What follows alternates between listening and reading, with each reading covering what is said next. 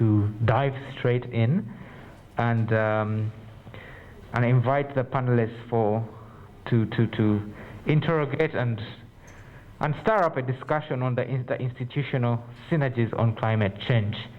I'd like to take this opportunity to invite Mr. Isaac Mugabi, who is an environment inspector with the National Environment Management Authority.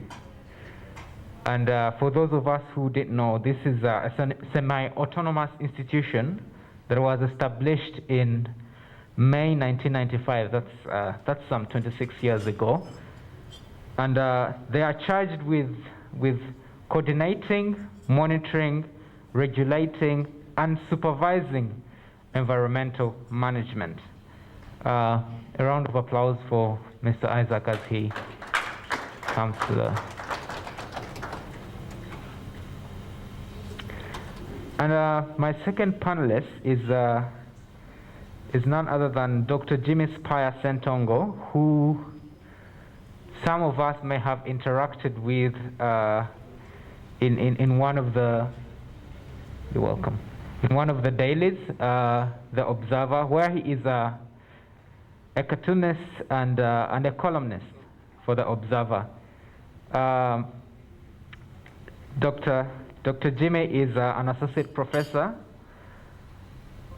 at Uganda Matters University, and his major area is philosophy. And when I talk philosophy, I know the lawyers in the room get excited because they think of jurisprudence, and that's something that gives them energy. But I'm not sure we will go there, but most definitely we will be reflecting on the global change, the local crisis, and the context-specific responses to climate change-induced fragilities.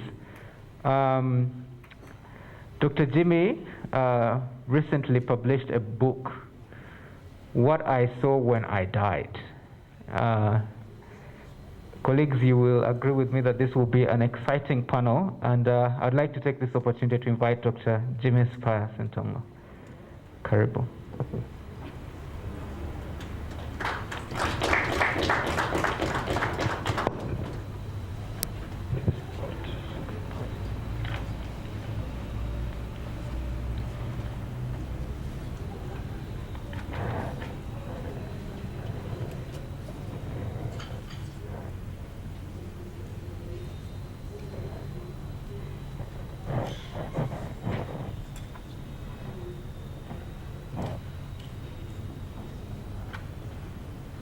Fantastic. All right, and I would like to now give the floor to Mr. Isaac to take us through, and I know some members of the audience were already mentioning, where is NEMA, where is the government, we are the government. He will help us kind of discern what role is played by which MDA. Thank you so much, you're welcome.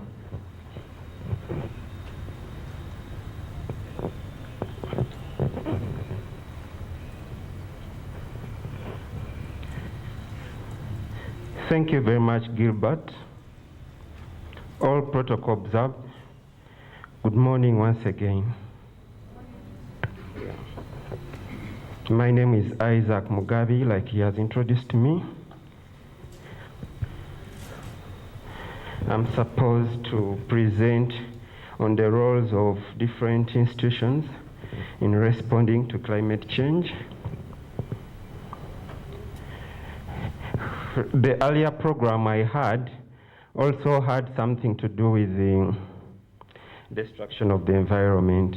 So I don't know whether I should also present about it, because I had prepared everything that I was told to present. So, what is climate change?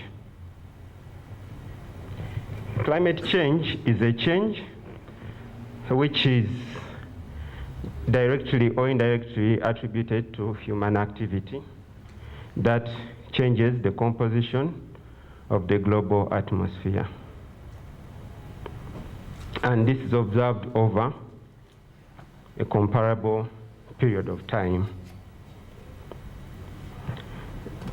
The institutions involved in this, like everyone has been mentioning, that all of us are key actors in this. Things to do with the environment, all of us are responsible. It starts with me before you come to NEMA. For instance, if you have taken water and you have dumped it somewhere, you have dropped it somewhere there, really, should that be NEMA to come and remove it for you? It should start with you. Other institutions involved include, we have Parliament. There is a committee in Parliament. You know, Parliament they work in committees. There is a policy committee on environment. I'm going to state its roles. We have the Ministry of Water and Environment. NEMA is a semi-autonomous agency under Ministry of Water and Environment. There are several departments under there. We have the Climate Change Department, Wetland Management Department, and the other authorities like National Forest Authority. They are there. We have also Environment Police. It's also, even in NEMA, we have Environment Police. We have the district local governments, including Kampala Capital City Authority, municipalities, and the others. Then we have the institutions of learning. Somebody behind there mentioned that where did all this go? When we were growing up, they were teaching us that we need to plant trees on the periphery of gardens, something like that. So these institutions, they are doing they are educating the leaders of tomorrow. They are carrying out research. Our mandate as NEMA is to monitor, coordinate, monitor, regulate, and supervise all activities in the field of environment. And we all know that environment is one of the pillars of what? Of sustainable development. The roles of the different institutions. We very well know that climate change is being tackled from everywhere around the globe. And the parties have joined hands to come up with what? To come up with conventions, protocols, and agreements that are all addressing climate change. So some of these agreements, we have the United Nations Framework Convention on Climate Change, the Kyoto Protocol, the Paris Agreement, and then there is this sister convention which has almost been rubbing shoulders with the United Nations Framework Convention on Climate Change and its a protocol and agreement, the Vienna Convention, the Montreal Protocol, and the Kigali Amendment. Actually, under these, the Vienna Convention, Montreal Protocol, and the Kigali Amendment, they have substances or chemicals that do what? That deplete the ozone layer. And they started phasing them out. And they proposed alternatives to these chemicals. And some of those alternatives are greenhouse gases. They are called the HFCs. Now, those HFCs, at a point when they were revising the protocol and coming up with the amendments, they tried to. There was some bit of confusion. Where should HFCs fall? Should they fall under the Kyoto Protocol or they should fall under the Montreal Protocol? And then they agreed that they should fall under the Montreal Protocol. So the institutions are domesticating these multilateral environment agreements. And in addition, the institutions ensure that during the implementation of projects, approaches that increase both the environment and people's resilience to impacts of climate are prioritized. Actually, for us, NEMA, when we are approving projects, we have what we call conditions of approval, and in those conditions, we state some of what? We state some of those approaches that a developer should take, so as to do what? To make sure that the impacts of climate change are what? Are incorporated during the implementation, and we do the monitoring and auditing and so forth. Then also the institutions provide guidance in the formulation and implementation of environmental and climate change policies, programs, and plans, and that's done by the Peace Policy Committee on Environment. And still, the Policy Committee on Environment also provides guidance on harmonization of policies of government with respect to environment, natural resources, water, climate change. Then the institutions advise on the formulation and implementation of environmental and climate change policies. They put in place guidelines to prescribe measures to address impacts of climate change on ecosystems, promoting low carbon development and reducing emissions from deforestation and forest degradation. Actually, that one, things to do with deforestation and forest degradation, our sister agency, that's National Forest Authority, does that. And they advise institutions, sectors, individuals on the strategies to address climate change. Then they draft and implement action plans to address climate change and its effects. That's the climate change department. It does that. Actually, we have a National Climate Change Act of 2019. It was signed off in August 2019. It's new, and it stipulates what is supposed to be done in order to do what? In order to address the climate change and its effects. And they make inventories of greenhouse gases. Like the project I was telling you, like the convention I was telling you, the Vienna Convention. And under that convention, at the moment right now we are making inventories for what? For the HFCs. And we are going to start phasing them. We are going to start phasing them down in what? In 2024. And the phase down process will go on up to around 2045, something like that. So that one, for that one, NEMA is the one taking the lead. Then the institutions do monitoring, coordinating, and evaluating actions of government on climate change. And then they also require to do periodic reporting to the multilateral fund secretariats on what? On their progress. Then they do awareness, and then the research which I talked about. Some of the current issues and gaps we are having at the moment, we have maladaptation to climate change. Then the legal framework, like I mentioned, the National Climate Change Act is of 2021. It was just signed in August after the lockdown. And the regulations, they are still under draft. In the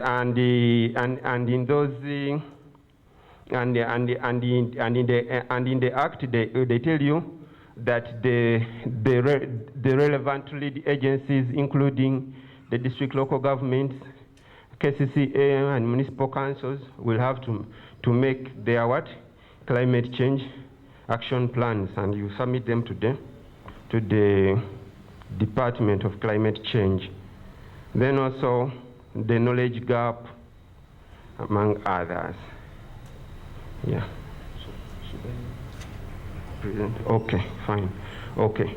So now the other topic I had was about destruction of the environment.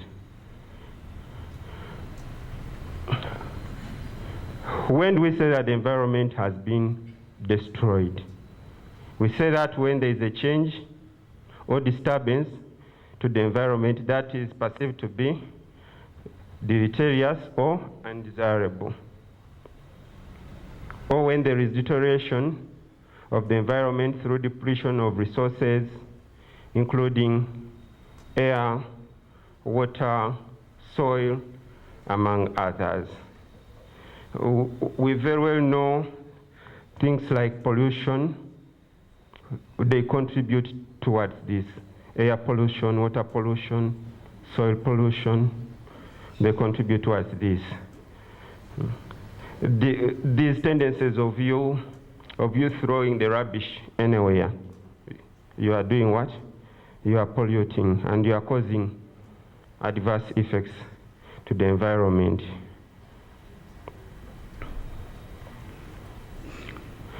Yeah, some of the effects of destroying the environment,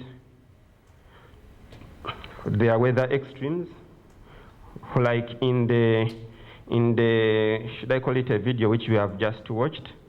The former, is he LC5, Mr. Mapinduzi, he mentioned somewhere that these people are cutting down trees. But at some point, they don't know that their continued cutting down of trees might lead into them not having rain or reduction in rain. We very well know these ecosystems, they do what? They contribute to the microclimate of the area. So if you destroy the environment, you'll do what?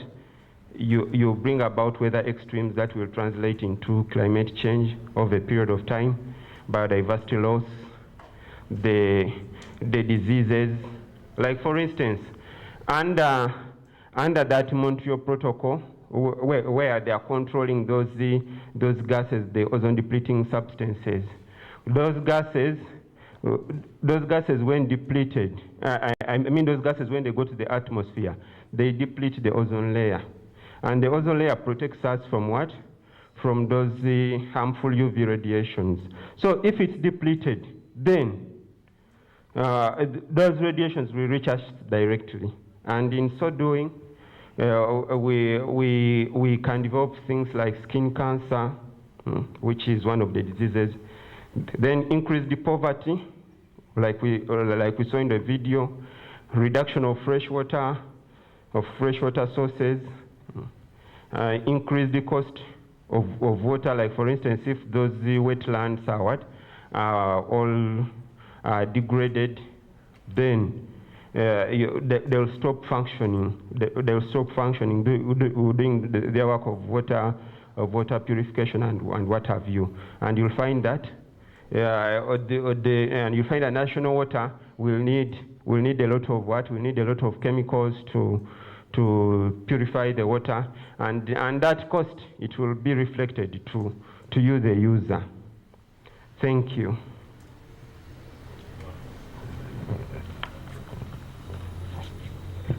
A round of applause for Mr. Isaac. Thank you so much. I think the language of phase down, which is one of the terms that we have in our glossary, has come up, and like we mentioned yesterday, these terminologies and languages we should not be drowned in them, but we should also be asking ourselves, why are we choosing not to stop immediately, but to say, let us stop gradually until 2045, when we'll probably be burning. At this point, I would like to invite Dr. Jimmy Spire-Sentongo to share with us on global change, local crisis, and context-specific responses.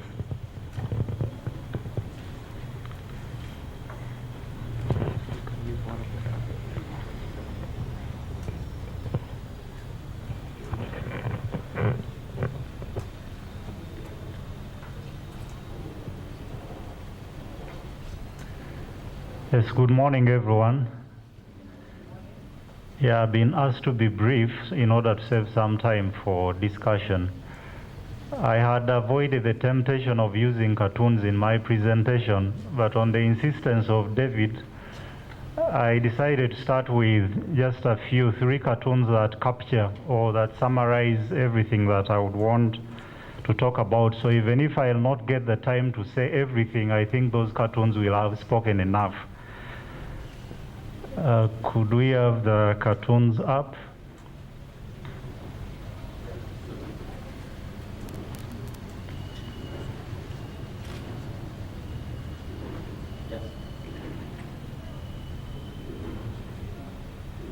So let's just look at them, and whatever message we pick from them, I think the reflection that we'll get from that gives insight into basically what I want to focus about, or that focus on.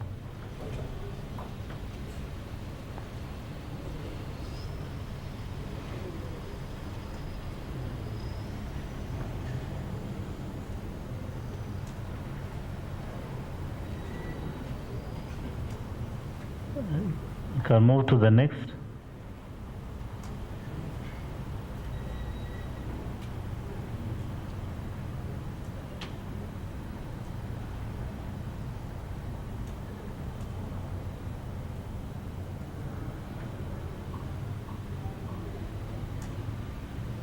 And I hope we are able to pay attention to every detail, not only the words. And the last one.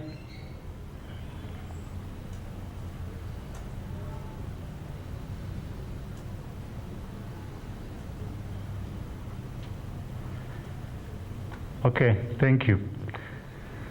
Now, I understand the theme I was asked to talk about is global change, local crisis, context-specific responses to climate change-induced fragilities. But I hope you're familiar with the story of a student who, in an exam of history, opened the paper and found that there is no question he could attempt, and not getting out without answering any. I got the answer sheet and started answering one of the questions, saying that you had asked about the Great Depression. I have no idea about it, but let me talk about Pan-Africanism. And he responded in great depth about Pan-Africanism. I don't know how the teacher would grade such a student. You asked about depression, I don't know much about it, I'll talk about Pan-Africanism. So he set his own question and answered it thoroughly. What I'm trying to say is not that I'm not really familiar with the theme that I was given, but I want to take the liberty to take us away a bit and finally come back to that theme, but trying to be very brief. I think much of what we are discussing is basically about questions of justice, or if we may, injustice, inequality, and then how all that connects to climate change, global warming, and all that. I think one of the biggest problems that we have to focus on, one of the biggest problems that we have to give attention is that of inequality, both globally and locally. It's one of the leading contributors to the things that we are grappling with here. I would want to start with a rather unconventional citation. I'm a great fan of reggae music, especially roots rock reggae, because of the message there. Much of roots rock reggae talks about peace, love, justice. And you realize that many of the problems in the world rotate around that. Justice. Wherever there is injustice, just know that there are going to be problems. Bob Marley, in one of his songs called War, which is adapted from a speech of Haile Selassie, I think it was given in 1963, there is a line where he sings that not until we no longer have first-class and second-class citizens in any nation, there is going to be war. And he ends the song by saying that we Africans are determined and we will have to fight because we find it necessary. That as long as there are injustices, as long as there are first-class and second-class citizens, there is always going to be conflict, there is always going to be war. And another line I picked from his contemporary, Peter Tosh, in his song called Equal Rights. There is a line, the chorus says, everyone is talking about peace, but no one is talking about justice. But as long as there is no justice, there is not going to be any peace. And I would turn this a bit to say that as long as there is no justice, we are not going to succeed in our climate action. We are not going to succeed in our climate, environmental protection messages, in our advocacy. Because for many of these people, we are saying one thing and they are hearing another, because their interpretation about what is happening, what we are doing, is somewhat different. They feel that climate change, that entire narrative and the campaigns, are basically campaigns that are meant to hold the stronghold of the powerful against them. That is something that is structured to victimize the poor. Why would we think that the poor see it that way? From the documentary that was screened earlier, I think it came out from our observations, and some of the people there mentioned it.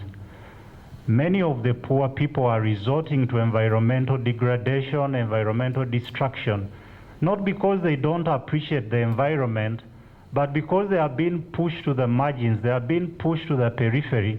And for some of us with our privileges, it's very difficult to appreciate this. It's very difficult for us to get out of our shoes to where theirs, to know why they behave the way they do. We are talking about poor people destroying wetlands. Why would poor people settle in wetlands? Would a normal person ordinarily want to stay in a wetland? These people who are building houses in wetlands, many of our slums here are in wetlands. Why would poor people settle there in those wetlands? In many ways, this is to show the failures of our society, the failures of our systems in terms of the inequalities that are embedded within, where some people have no means for survival other than destroying the environment.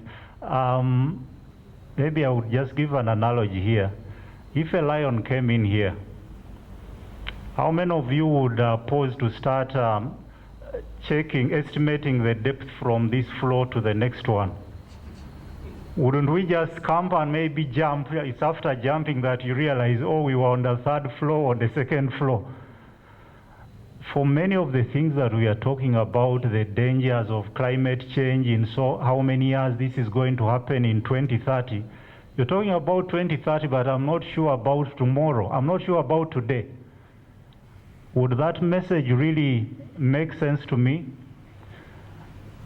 There are so many campaigns that have been crafted, very good campaigns, I would say, in terms of their the faith in which they are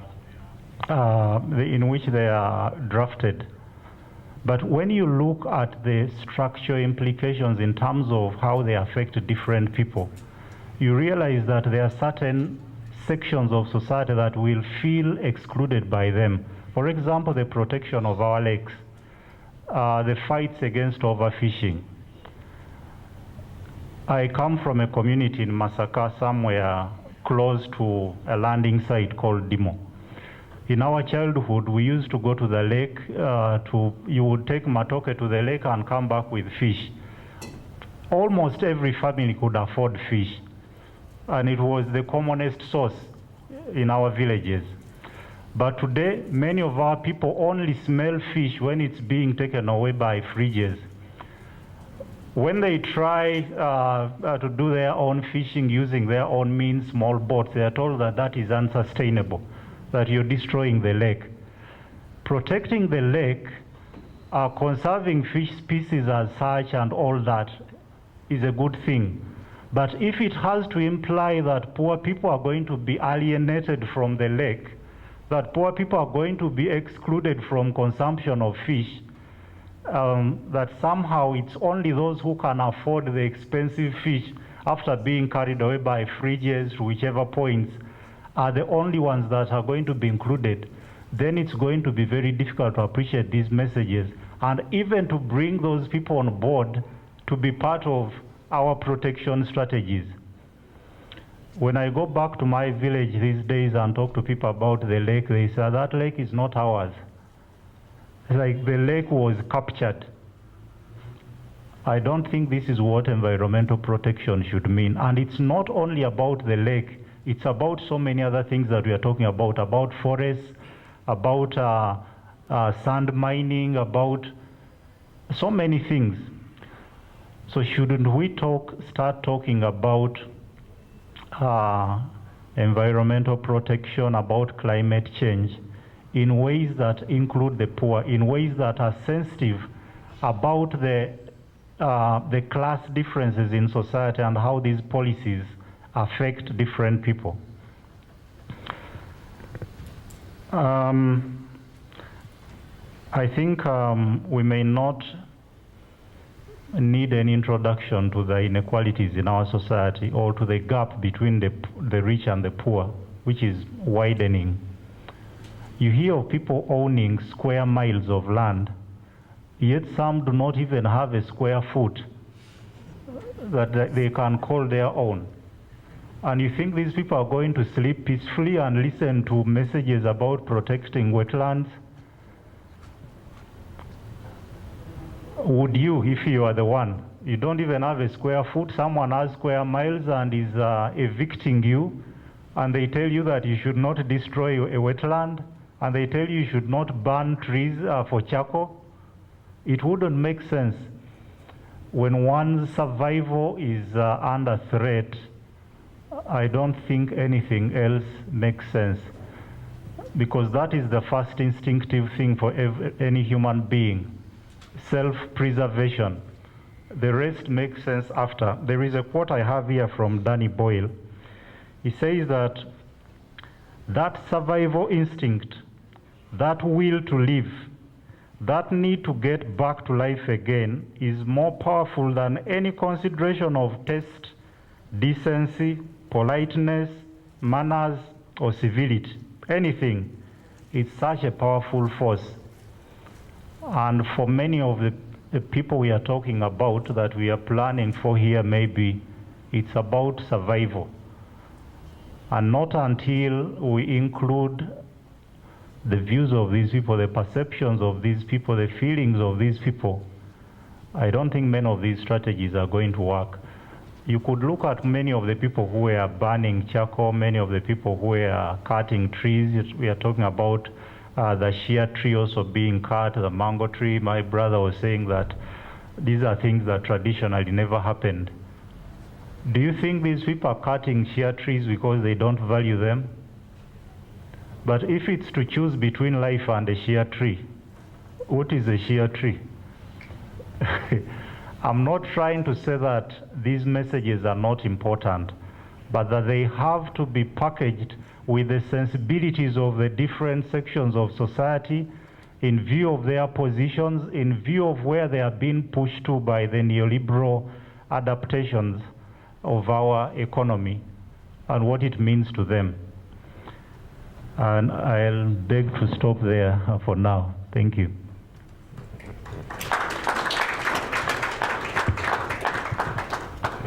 Another round of applause for Dr. Jimmy Spasington. I think he paints a great picture of the parallel realities of the lives that we're living. Just to pose a question to us, how many of us had birds chirping in the morning? When you woke up in the morning, did you hear any birds? It's about 3-4 people in the room, but when we were growing up, it was almost mandatory. You would be hearing birds. At this time, you would still be hearing birds.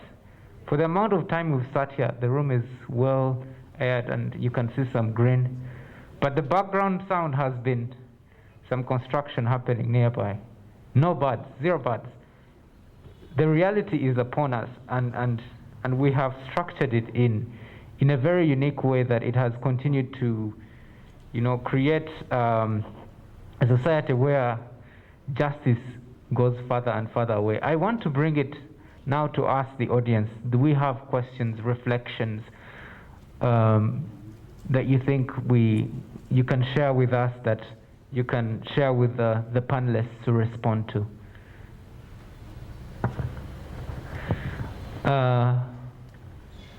I'm seeing 4 hands.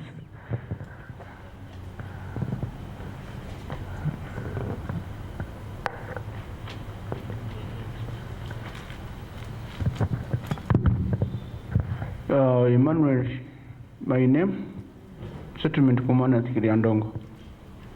I thank both presenters in a very good spirit. But the one of Dr. Sentongo was heart-touching. It was rhetoric and leading us to lamentations. But my simple question goes to Isaac Mugabe. Thank you for elaborating the institutions involved in climate change. They are properly elaborated, and none of them is 10 years young in this Uganda. Could you please tell us what they have achieved? Because to me, we are moving from where we were to the worst. And if you are doing better or worse, what are the challenges? There is even the word gap analysis somewhere in the current issues and gaps. Thank you. We can hear from Dr. Kabito, and then we'll take Patience Katenda. And yes. Thank you. Mine is a personal experience. I'm Titus Jogo, Department of Refugees Office of the Prime Minister. I come from Butaleja district, and about over 60% of Butaleja is a swampy area. And the Terrejans have been benefiting out of these swamps through rice growing. I grew rice. I started from money that was generated from rice. I own land in the swampy areas.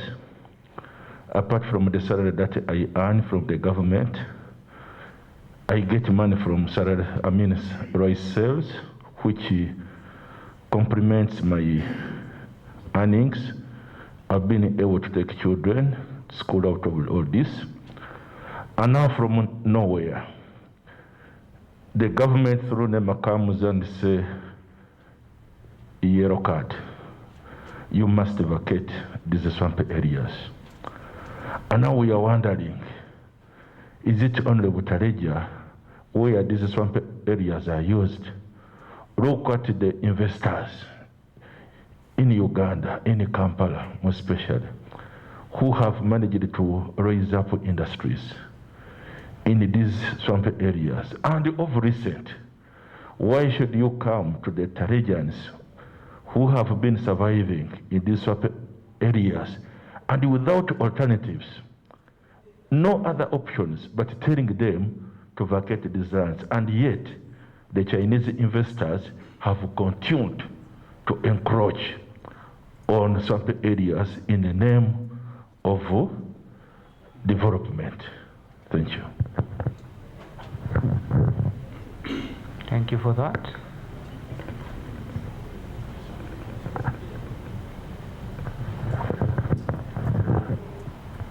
Thank you very much to both presenters. Mr. Mugabe, I bet you many questions are likely to be coming to you because of the anxieties and frustrations that we do share around this problem. And we know that you represent the body that is meant to, at a national level, show us the direction. One is a comment or a concern. No, not a concern, but a comment. Another one is a question. Isaac, the way you defined climate change, in my view, is one of the reasons why we have climate change deniers. Defining climate change as directly or indirectly caused by human beings is not very, in my view, very appropriate, because we are aware that there are natural cycles of climate change across the geological history that should, in a way, help us understand the difference between Anthropocene and climate change. as a possible natural occurrence. I think the definition should be that climate change are the changes of environmental elements. It could be of temperature, precipitation, and others over a period of time. And then we customize our understanding and our focus that it could be caused by natural processes or human beings. Of course, the climate change we're talking about here is the one caused by human activities. But it's also possible that it can occur naturally. And deniers normally focus on the natural possibilities of climate change to say after what has ever happened naturally, so it cannot be accused or pegged on human activities. I think we need to make that distinction. The other one is a question. I'm aware that countries that are making headway in mitigation and adaptation focus pretty much and invest a lot in research. I would like to know how NEMA, and for that matter, the Climate Change Department in NEMA, focus and invest and disseminate in research or disseminate its findings. Thank you. Thank you so much, Dr. Kabito. Over to Katenda, and then we'll take one more and then have responses, and then we'll have another round. Thank you. Thank you so much. My name is Patience Katenda, and I work with the Refugee Law Project. To both panelists, I must say thank you. Your presentations were really good, but my question specifically goes out to Isaac from NEMA. So in your presentation, you mentioned quite a number of different entities and their roles in the protection and preservation of the environment. But as someone coming from civil society, we have noticed that oftentimes we are left on the peripherals in such discussions. What's your take on that? Thank you.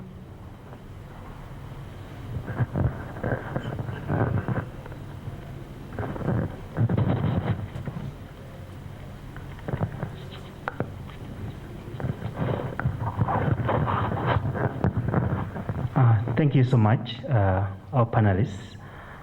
I think really this discussion we've just heard from our panelists, particularly Dr. Spire, forces us to transition from the initial focus on the micro. Of course, looking at the documentary we just heard, we're looking at the micro aspect of the problem to the macro.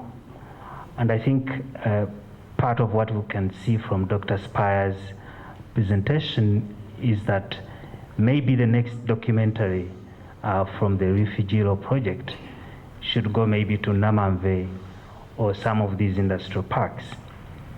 This is really important. I have one question, and I agree with Dr. Kabito that definitely most questions are going to come to you, Mr. Mugabe. We see that even from your presentation, you are also focusing on the individual. And as we saw from one of the cartoons presented to us, we often see NEMA people in running battles with the peasants growing mayuni in swamps. So are you the same people allocating land to the industries we see in Namamve, in Mbarara, this side of Mukono, and everywhere, of course? And what happens when you're negotiating with these investors? Are you really in control? I really want to hear this from you. You can feel free to say you're not in position to answer, but it's really important that you tell us what happens when you are allocating land to investors. Why is it that you are always choosing these wetlands? Is it because a government has no other possibilities? I think this is a point that it will be nice for you to reflect on. Thank you.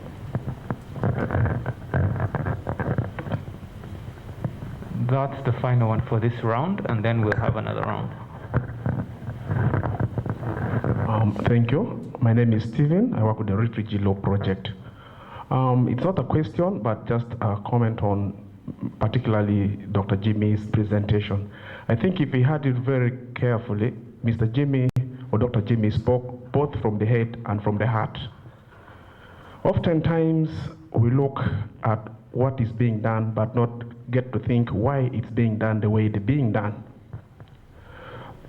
If I could look and also make us all to reflect and think, for some of us who work with survivors and victims, there is a word we commonly use that put yourself in the shoe of the survivor or of the victims. It's when you get to understand why a person is behaving in a way they're doing certain things.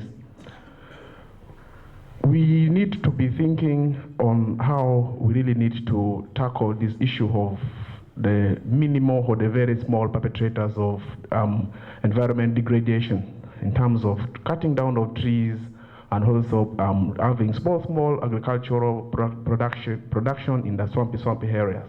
I do come from an area not very different, like from where Jimmy comes from, whereby the River Hagago passes almost at the backyard of my grandfather's hut. And we used, that is from the river, we used to have like small boat cruises to go and learn how to fish. But ask me now, if I get back to my village, do we still have the water flowing? The outright question is no. You will barely see water even in that river in this particular period of the year. So sometimes we rush to see that the local man in Palabek, who also doubles as a teacher, during weekend goes to cut trees. But if you look, does the payment the person is getting as a teacher is able to support the family and the basic needs of the household that the person is heading? Someone of recently, we know what came about with the pandemic.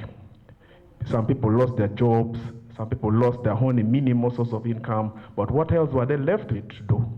So until we are trying to address some of the pressing issues that are making people not to be able to live the lives that they deserve to live, we shall be seeing more and more people doing what we would not want to see them being doing. But until we address the other pressing need, then also gradually we shall be seeing some of these changes coming. So that's why I will still get back to what Dr. Benedicto said yesterday, that it's not only about our opinions, but some of our actions that will make us to see changes in the world. Thank you. Thank you. Thank you, Stephen.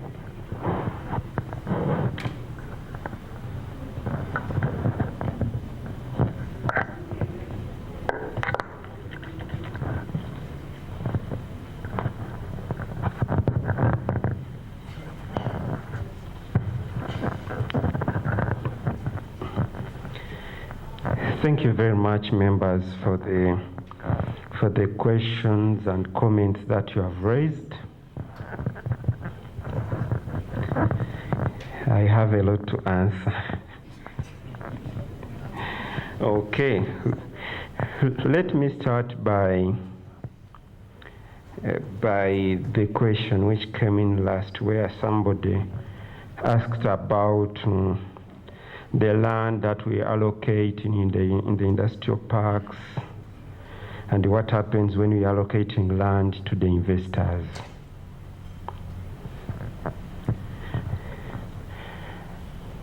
I don't know whether you are aware that there is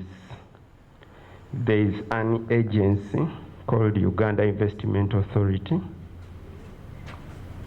Uganda Investment Authority.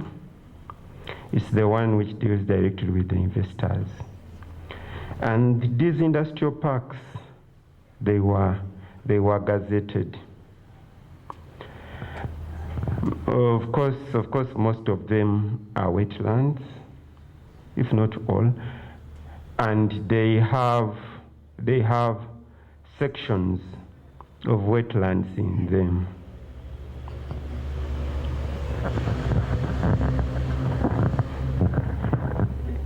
Yeah, usually what happens when an investor comes to Uganda and he wants to set up a factory and something of the sort, they'll first run to Uganda Investment Authority. And Uganda Investment Authority will give them a letter a letter or a land title to show evidence of what? Of land acquisition. And from there, they carry out the EIA. Now, those industrial parks, they were delineated. There are areas which were demarcated. There are green spaces which were demarcated as waterways. So those ones, actually under the new directive we received in July this year, of not approving any projects in wetlands. Under that directive, we stopped what? Approvals of all projects that are in wetlands and that are in industrial parks. Even those ones that are in industrial parks, which used to be like a sure deal. You know, those ones, when they come, they go. Right now, we are no longer approving them. We are maintaining them as green spaces. Then the next question, the next answer will go to the lady behind there, Miss Katenda. You mentioned something that the civil society is left out in these discussions.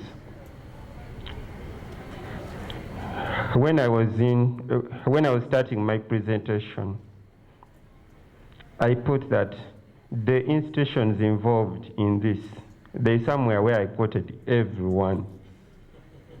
Everyone. So even the civil society is captured there. Individuals, everyone, be it an individual, be it an organization, you are all captured there. I know you are very important people in this. Yeah, so. Yeah.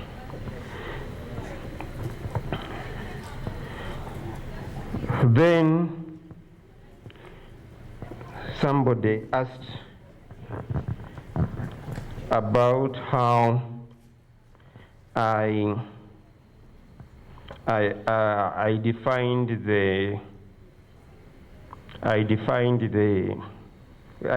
climate change. I'm cognizant of the fact that climate change is both man-made and natural. The factors are both man-made and natural. But this was just a definition, and it is what is quoted in the National Environment Act, and it is what is quoted in the Climate Change Act of 2021. So, sir, you're right to state that I didn't expound on that. Yeah, maybe the mistake I made was not to like give a broader view, spend more time on that, because I knew this being a presentation of 10 minutes, I needed to be as brief as possible. Then somebody talked about the research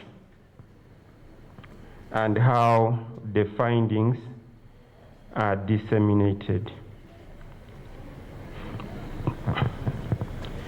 Yeah.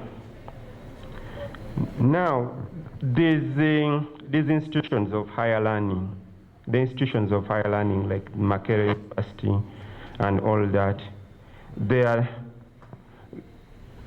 are helping us more in the research. They get students at all levels, bachelor's, master's, PhD, and undertake those studies and all that.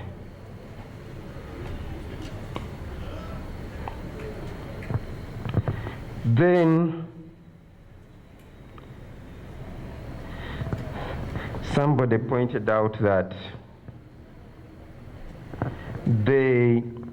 that he has been growing rice, and that has been a source of his of his livelihood. In a nutshell, that has been a source of her livelihood.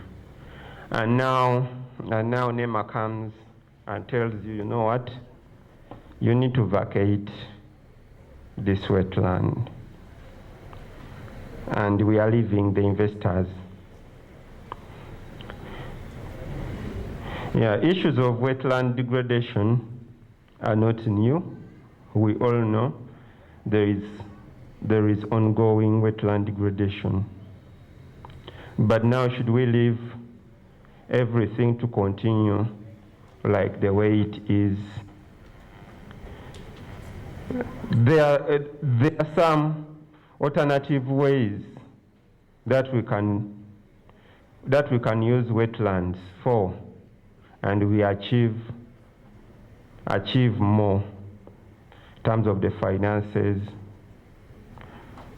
and all that. Because I know the main aim of doing that agriculture and what have you, you need the finances, you need the food and all that. Yes, actually, in Limoto, Limoto is where? It's in Kibuku, I think. Kibuku Palace or something like that. Yeah, we had an engagement with those people, I think around 2017, and the people who are growing the rice were advised that you can venture into fish farming.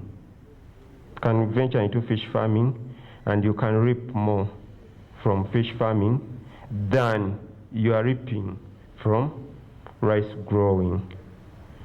And with fish farming, it will take a small area, but you reap more.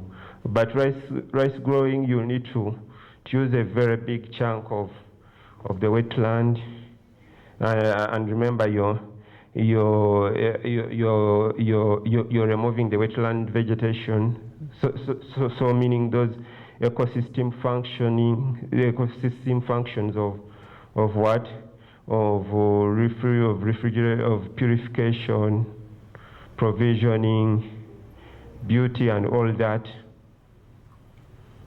are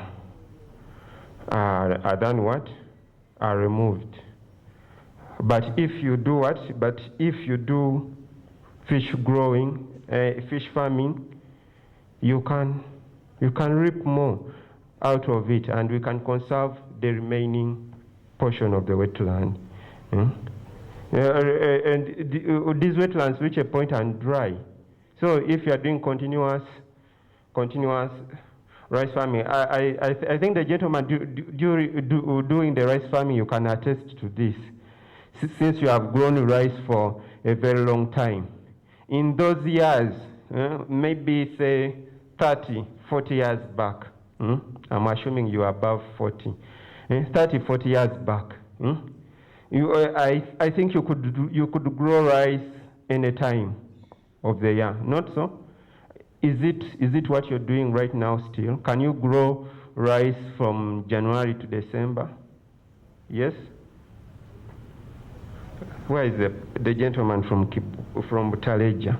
Yes. Are you still growing the rice from January to December like it used to be? Rice? Yes? Twice in a year. So now the effects of what? Of climate change are doing what? Are coming to bite in. They are coming to bite in. The microclimate has changed. Then somebody asked me about what the institutions have achieved. Yeah.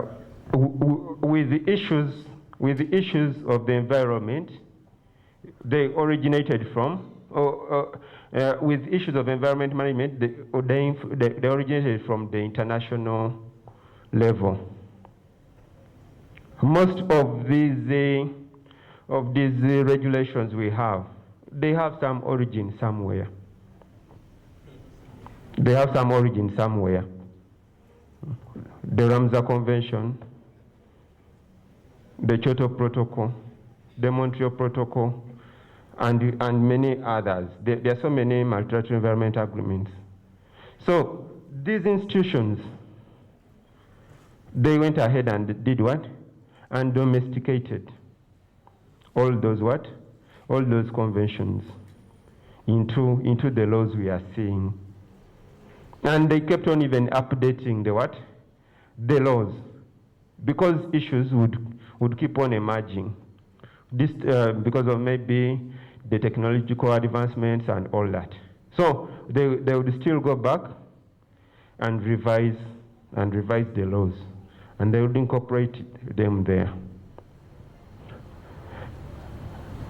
And then the implementation part.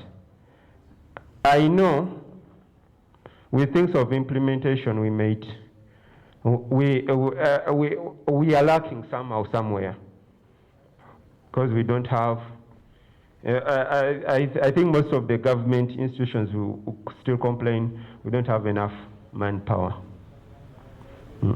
We don't have enough manpower. We don't have enough resources. We don't have this. We don't have that. COVID and all that. But they have tried. They have tried with the what? With the little they have. Now, if you have been following the talks of our executive director, there is one where he mentioned NEMA is understaffed. It's understaffed. For the whole NEMA, we have less than 200 staff, and we are the ones doing what? We are the ones controlling the. We are the ones doing the monitoring, supervising, coordinating, and all that of all the segments in the country. So we have tried our part. The awareness. We have done it. Actually, I always get surprised whenever I move up country.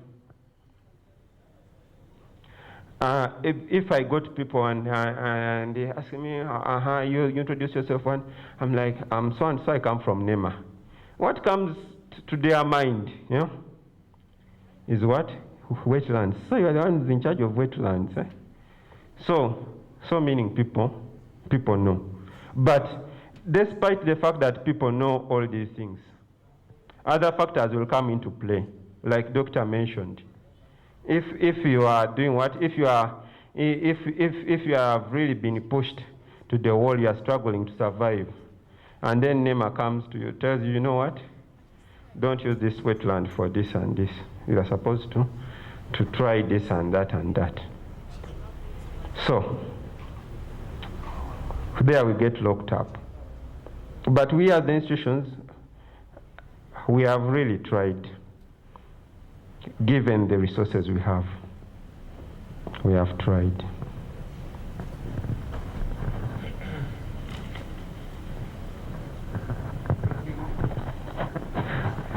Thank you so much, Mr. Isaac, for that. I need to stand up for this one.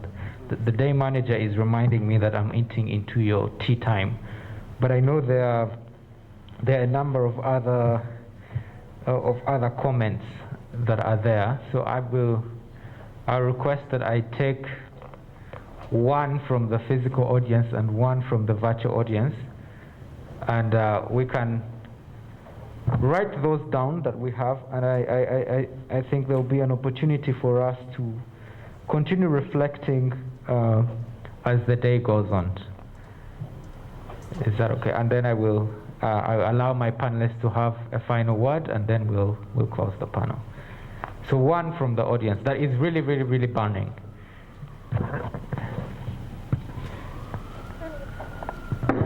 One, and if you've spoken, probably.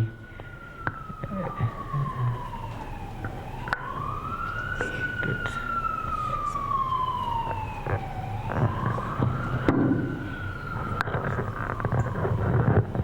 Thank you very much, called Peter, and I wanted to ask Isaac from NEMA. You have actually helped us to know the institutions and laws, and you have said that the issues are coming from different areas. Some are from the internationals, like you have mentioned, and I strongly agree. But if we are to curb the issue of climate change, we need strong institutions and strong laws that are very pernicious to curb out this. How strong these institutions are and the laws. And then to Doctor, you said actually not only you, but many have been actually referring to our ancestors that they tried much to preserve the environment. And remember, those people were not educated, and we have a population that is educated, elite people. Why is it that now things have worsened when there is now education in almost every citizen? And how best can we go back to the moral building so that we can actually bring the ancestors used to do? Thank you very much. And now I will start with Dr. Jimmy to close us off as he responds to some of the queries raised.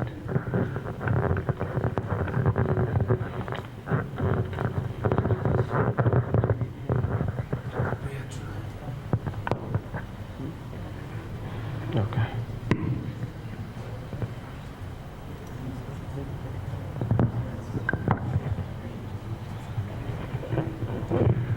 All right, thank you. Yeah, there weren't many questions for me. I don't really envy my fellow panelist, Isaac, but I understand that you're used to these questions, and maybe this is one of the dangers, that when questions are asked quite often, they become normal. And maybe even the practices that are being questioned become normal. But I think everywhere you've been, representing NEMA, you've had such kinds of questions. And it partly or mostly speaks to the contradictions that are observed in the way the institution does its work, its silences and its speech that is selective, and the way in which it's seen like there are certain people that can get away with certain things and others that can't. You've been addressing the issue of, actually I'm not addressing you, trying to respond, so sorry if it puts you on the spot, about the issue of rice that was raised by Mr. Titus. And you say that people of Butaleja are advised to try other livelihood options. Yet at the same time, we observe in Luera, the Chinese being granted almost the entire place to grow rice. So such glaring contradictions are the ones that make people question the faith of NEMA or even other institutions, and whether this is really about environmental protection. When such things happen, even those that would have wanted to join the institution to protect the environment, they somehow relax, or they find ways of beating the policing of NEMA. We have seen this happening so many places. Namav has been mentioned. At Busega there is a place, part of the wetland, that was filled to put, I don't know what that is. Is it a factory or yes, so all these things, and it goes back to the question of justice that I raised here. There is injustice that is mostly against those who have little power. It's mostly in favor of those with a lot of capital, in favor of those who are in government, who hold positions. And I don't think that those double standards really help what NEMA is doing. I would want to imagine that for any such initiatives to work, the first thing has to be trust. Where there is no trust, nothing can work. And I think this is one of the biggest problems that this government and all its institutions is facing, the issue of trust. Look at the fight against corruption, the fight against terrorism, the fight against environmental degradation, against COVID. People resist measures that are otherwise good just because they don't trust They don't trust the faith in which they come up. So even for NEMA, for such observations that have been raised here, I think it's one of the issues which I don't think might be in your power to address. As you mentioned, without being explicit about it, in certain areas you don't really have the powers. I wrote an article last week about the Directorate of Ethics and Integrity, that perhaps this is one of the institutions of government where people are appointed well knowing that they are not supposed to do what they are supposed to do. You become a Minister of Ethics and Integrity, but well knowing that I'm not supposed to talk about corruption. You become, or you're appointed somewhere into NEMA, but you know you're not supposed to talk about certain people in government that are involved in environmental degradation. So how do you then talk to the rest? There was this question for me on our ancestors. How did our ancestors manage to protect the environment, yet they were not educated, yet for us who are educated are really destroying that? I would put it differently. I wouldn't say that our ancestors were not educated. They were educated differently. For some of you, or for maybe many of us who grew up in rural settings, you know that the upbringing of a child in a rural setting is quite integral. You would know the names of almost all birds in your area. Each and every bird you would know. You would know the names of most of the plants around you. You would know the names of trees. You would know the names of the rivers around. And seeing everything as part and parcel of your ecosystem, it somehow dawned onto you that you had a responsibility to protect them. And you would even ask, why is it that this bird is no longer common in this area? You would ask such a question.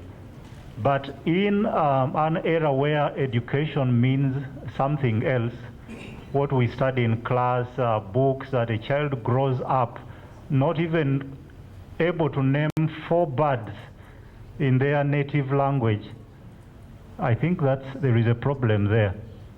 If you ask me for 30 names of birds in my language, without any problem I would mention them.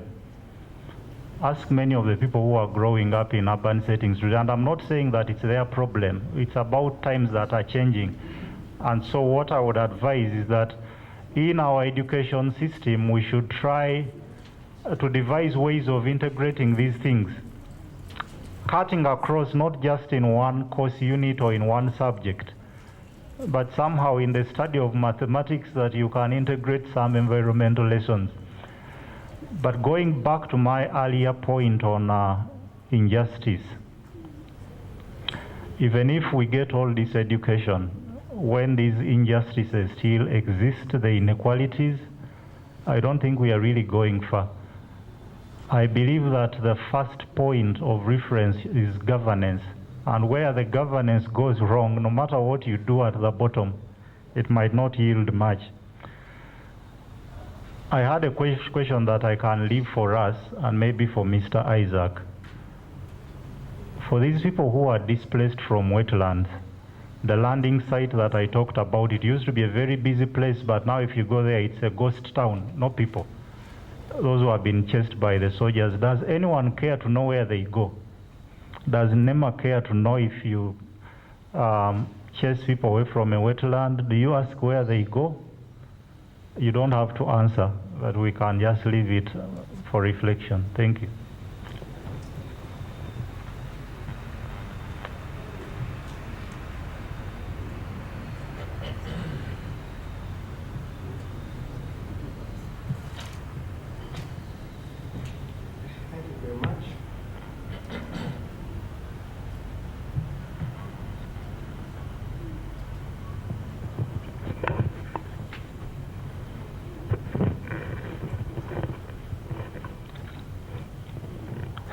Somebody asked about the institutions and laws, whether they are strong enough to address climate change.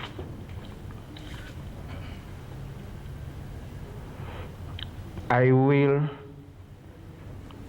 task whoever is interested in this to go and read the Climate Change Act of 2021.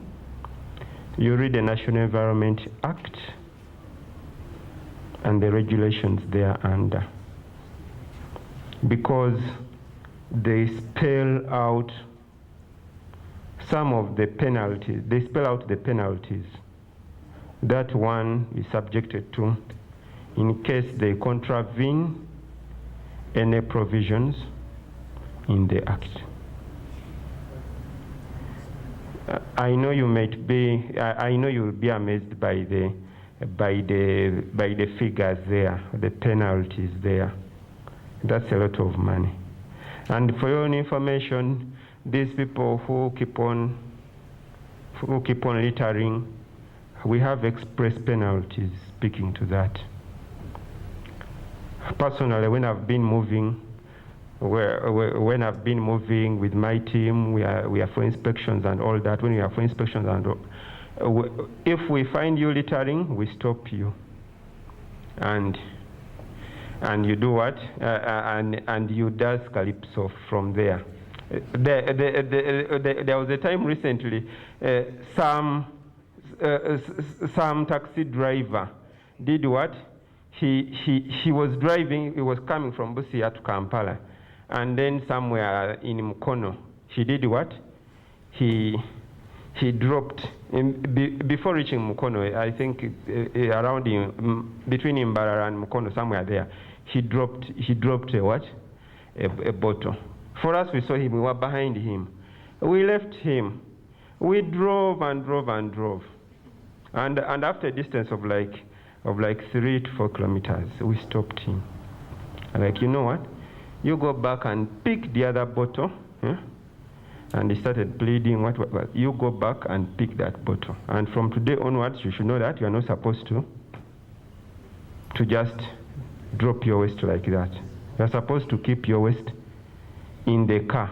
And then you find an appropriate place like a dustbin and all that, and you drop it there. So even these laws tackling climate change, I know they are robust.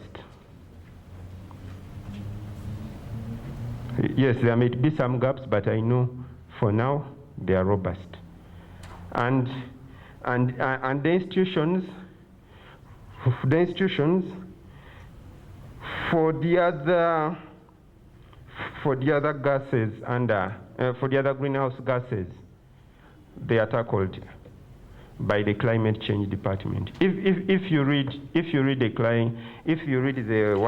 the Climate Change Act, they will tell you what greenhouse gases are there. So the Climate Change Department is taking lead in this. I talked about the alternative to ozone depleting, which are the HFCs. Those ones, NEMA is taking lead in that. And we are doing very well. Actually, on the international stage, Uganda is performing very well as far as the Montreal Protocol is concerned. Yes, we are doing very well. We have phased out most of those ozone depleting substances. That's why if you go online and read about the Montreal Protocol, they tell you about the ozone layer. They tell you the ozone layer is healing. Is healing, but you know the actors in this, NEMA has taken the lead in this, together with other ministries and agencies like URA, the private sector, and Ministry of Agriculture, and all that. So even these HFCs, I'm sure we shall do what? We shall win come 2045. Thank you. Yes, because it's a phase down. It's what? It's a phase down process. You don't phase down immediately. You start. You set a baseline, then you do what? You start phasing down. Sorry.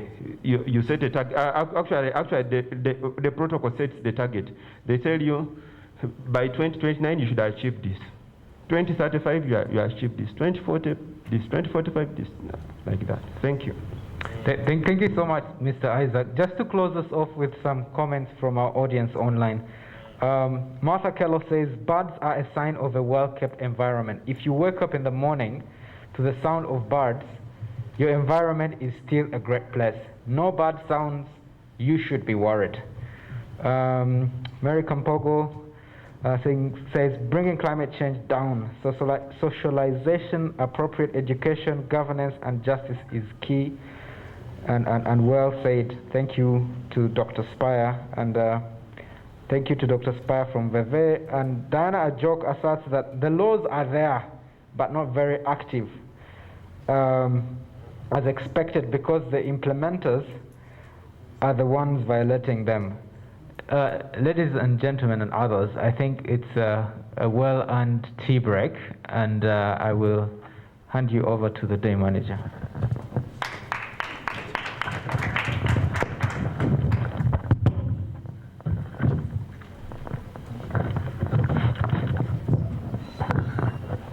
Thank you so very much, dear panelists and the audience, both physical and virtual, for your religious obedience to put up with us. We are 15 minutes way into our break tea. So let's make our deliberate effort in the spirit of bringing the climate down to earth. Let's give ourselves 15 minutes of our break tea and drag it to our table so that we can save the time for our second panel. I really want to urge that let's have probably even a working tea, but we shall have a 15 minutes just of a stretch, and so those who have to empty their bladders, they can do so, but let's do it in 15 minutes. It has been a very rich conversation. I cannot reiterate the importance of having an interinstitutional, interministerial, inter-academic, inter-social synergy on climate change. There are two interesting quotes here. We are trying hard, really, really trying hard, given the resources at our disposal, especially the human resources. This is a quote from Isaac. And he finishes by telling us, we shall overcome in 2045. we are not having Professor Ezra Suruma in the room, but from wherever he is, Professor Suruma was the head of the Finance and Economic Development Ministry of this country in 2007. He was an economist trained in the school of the liberal economic principles, but he was the first in recent times to pass the ban on polythene. On the 1st July 2007, Suruma, the economists, endorsed the ban against what we call as Wovera. In 48 hours, that ban was rescinded. And of his lifetime in that ministry, he battled with interinstitutional synergies to recall that ban on Wovera. I'm not sure whether Suruma will have commented to the reply of Isaac, but to Jimmy, it seems that we have been so much miseducated than educated. Have a good break tea. Let's come back 15 minutes from now. A round of applause for our panelists.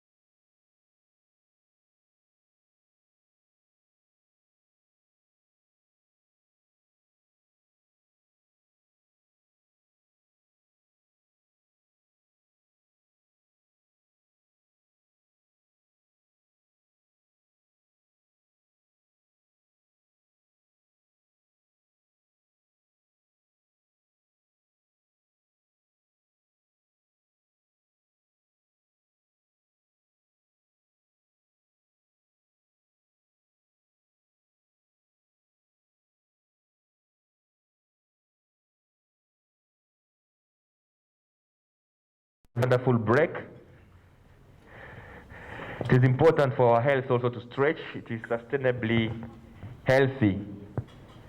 Someone said that the biggest sign of the civilization we have in our midst is the chair. This is called the chair civilization. We get off our bed, the first thing we do, we sit for our breakfast. For those who are a little privileged, they will sit in their car and then get stuck a little bit in traffic, or sit on their bike, whatever way you are sitting. And then you get to the office, then you sit on your chair for some 8 hours. And if you are lucky enough, you jump back in your car or on your bike and you sit for another 1 or 2 hours. And then you get home, you sit to watch TV. And then you go, you sit.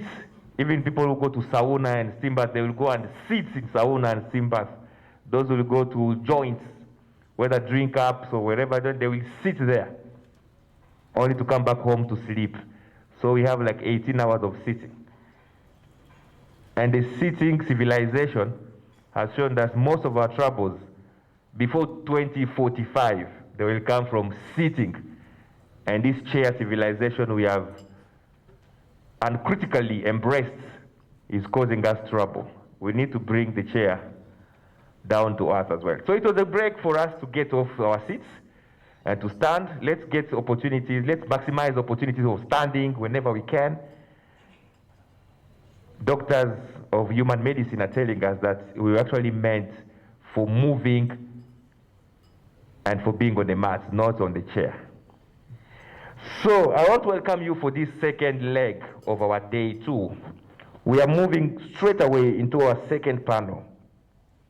The panel which is going to localize in very, very interesting ways the conversation which is global, the concerns which are global, but the effects which are locally felt and differently felt. It is a panel not about those other elites or those out there, not just about those representing governments, but it is a panel about those now here and most likely to be with us for a much longer time. Those who are going to grapple with the effects now and in many years to come. Those younger ones. Those whose life expectancy has been a little bit augmented and hence most likely to face the atmosphere, to face the river banks, to face the rising sea and rivers and water levels, to face all sorts of carbonization, the young people. It is a panel about the young people today and perhaps tomorrow's forced migrants.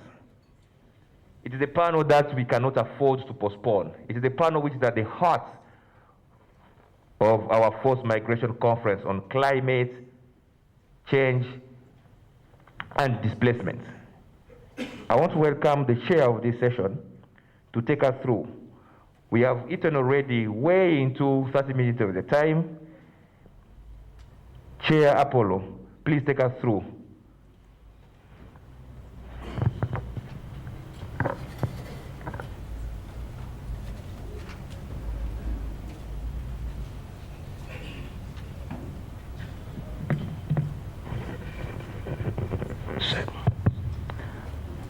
Good morning once again.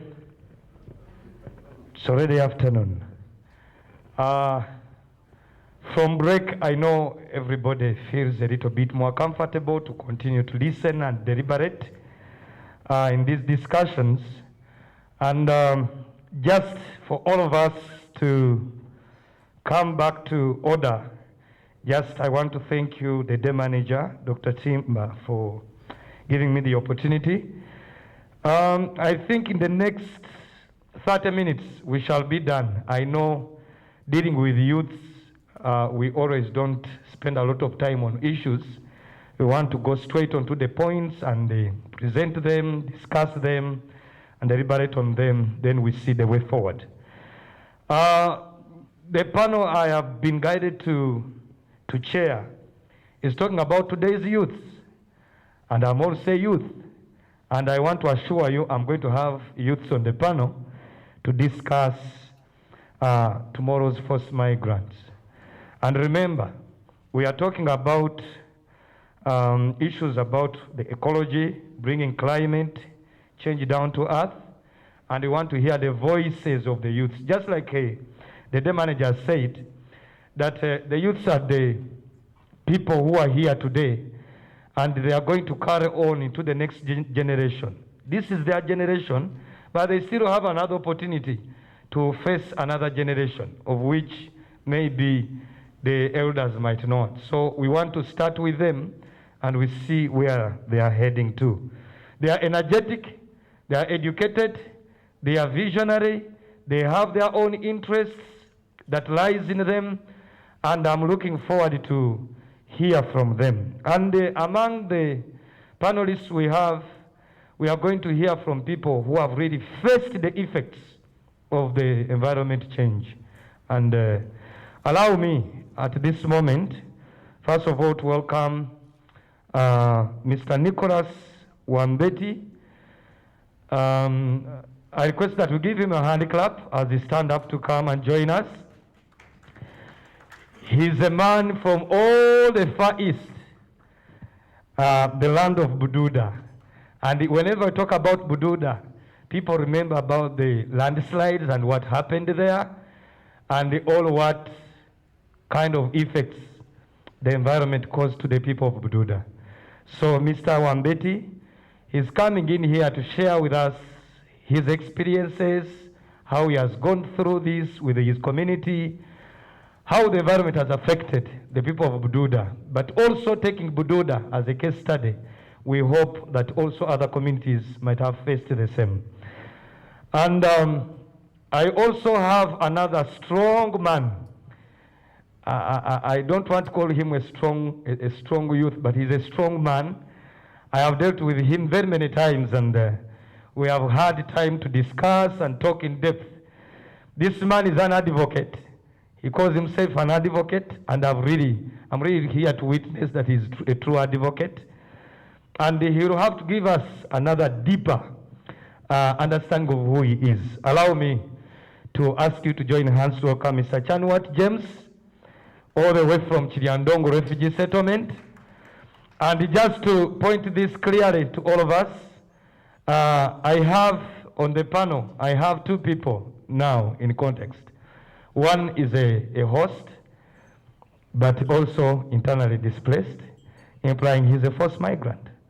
But we also have a forced migrant who is a refugee from another country. But we are all living on the same land, being affected with the environment, with the different contexts, and would love to hear from them. Yeah, since they are here, I just want to start right away. And I will have to invite my brother, Nicholas Wambeti, requested for interpretation. He wants to speak with his mother tongue so that he articulates and presents his issues very clearly. And our brother Wambeti, just be free. Just know everyone here is going to listen to you. And we have brothers and sisters, also friends and colleagues, and very many people online are going to be listening to you. And Jimmy Wamimbi is here to interpret, and you are most welcome. Thank you for accepting the new appointment for this after break session. Our online session, our online audience, we have now phased into another session talking about today's youth, tomorrow's forced migrants, and allow me hand over directly away to Nicholas Wambeti so that he may start with his submission. You're most welcome.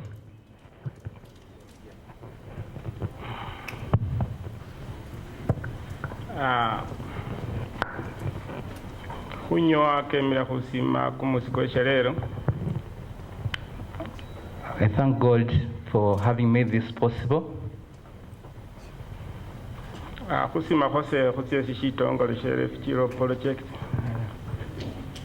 Gratitude to Refugee Law Project. ingeri sichitongo chino chakuwambiroho ife babano kwame bututa. It has been so supportive, especially for us people from Bududa. Umasina Nicholas Wambete. The names I'm Nicholas Wambete. Ndi musali hana wa membale. Kaniha. Ndu nesali ha kwa membale ebutuda mu district. I'm from Bale, Bududa district. Sai menye kiliandongo lwanyuma lw'ekimya hali humira mutuwera. For the last 11 years, I've been staying in Kiriandongo settlement. Nga kuli bututa ku mwaka gw'enkumi. In 2010, when I was still in Bududa, ofuna shitsibu sha kuambanga babanu kwafira ni abantu befe bafura bukari. We were shocked with what happened to our community, where we lost a lot of people. Ibu tuta district tuhuru chinji maudeli koni. In Bududa, on the mountain, around Mountain Elgon, iliye njuha ye kamani. Holi ni njuha ye kamani mubuire. There's a lot of change in our weather patterns. Nga shiri mwane didikimya hanga ali humilio bye sinebona huru chinji maudeli koni. When I was young, around 10 years, there are some things that I used to see around the mountain. When I grew up and made 20 years, I saw other things that were strange that I used not to see when I was young. When I made 30 years, there were other changes that were never there before. When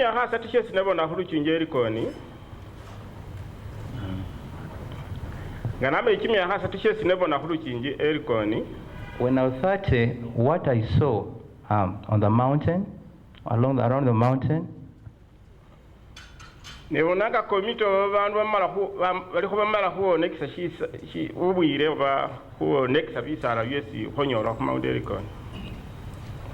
saw a lot of destruction. The trees that I used to see when I was young, by the time I was 30 years, I could no longer see them. The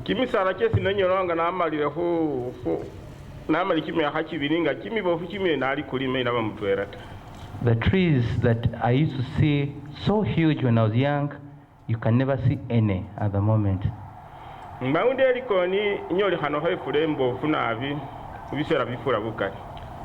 Elgon is blessed with a lot of rain most of the time. By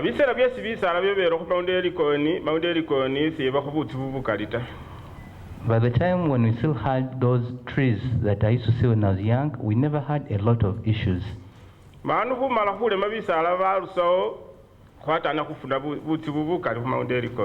the aftermath of destruction of our environment, after the trees were all cut down, we started experiencing trouble. Whenever rain came, it would be disastrous, to be too much. It would cause those cracks in the mountain. In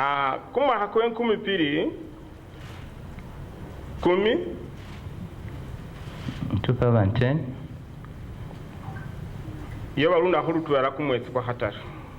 it was March 1st, 2010.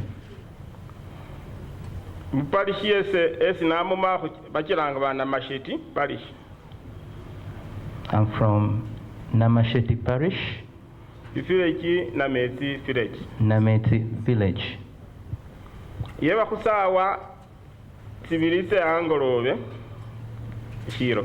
I remember it was around 8 p.m.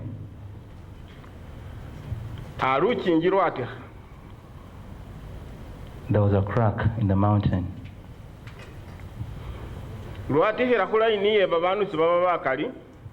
And the crack was along the line where people are so many, an area that is inhabited by so many people. We had a mudslide where the mass of soil moved with lots of bolts and stones, and it was disastrous.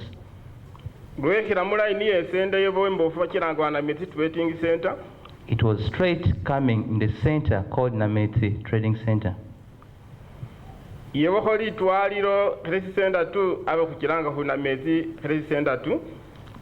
In that trading center, we had a health facility called Nameti Health Center 2.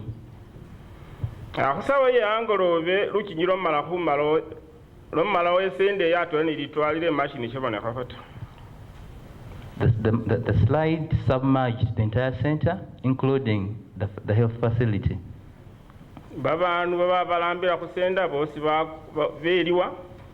All people who were in the center and those working at the facility were all buried.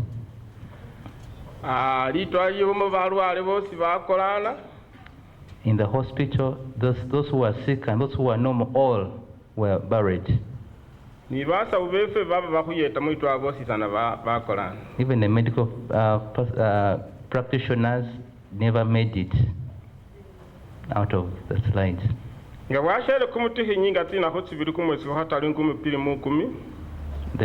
The following day, on the 2nd March 2010,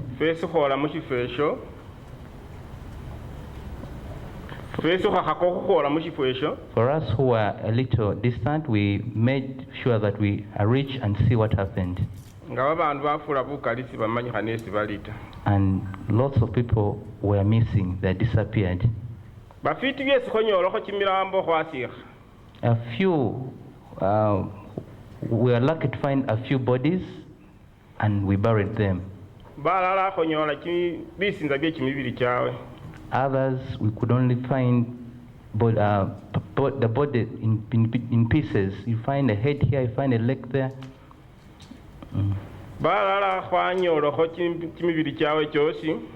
A few, after digging deeper, we found their bodies submerged in the molds.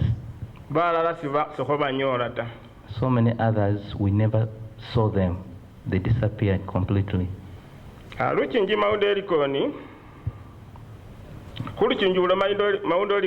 On that mountain,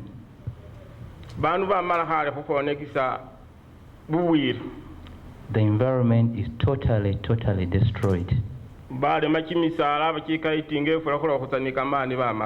They've finished all the big trees that were helping protect the mountain. When I reflect on the video that was showed earlier, it reminds me exactly what's happening back home around Mount Elgon.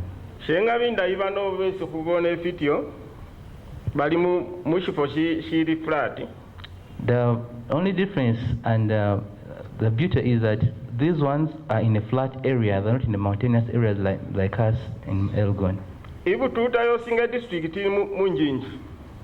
The entire district of Duda is along the mountains. Whenever it rains, we experience those slides.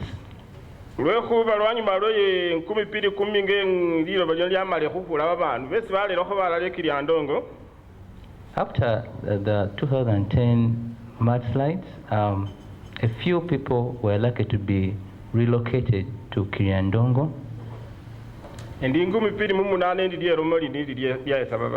In 2008,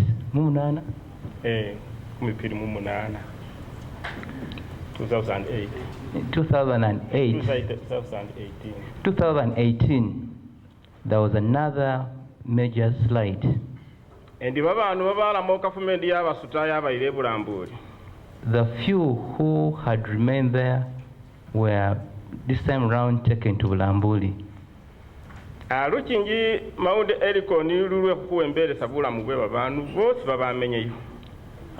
People around that mountain are in danger. Gavumenti nga yetie mu kiseera ky'enkumi bbiri kkumi yesuubiza kuyeeta babantu boosi bamenya mu lukingi.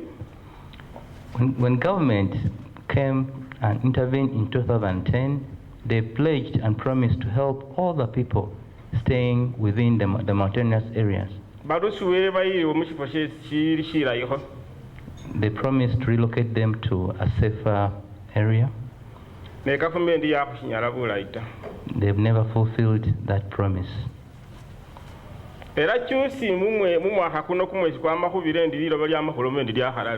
Even just this very year, last month, there was another slide. The beauty is it was in an area that didn't have so many people, so there were no fatalities. But it destroyed their gardens, their plantations, and they're really doing badly. I assure you there are no trees along that mountain.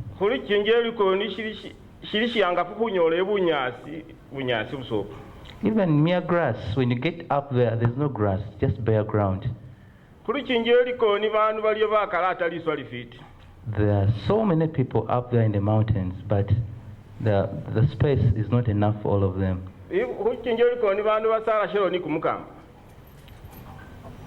Within the mountains, people are so fertile, they produce every day. Today and they produce, the next day they're producing.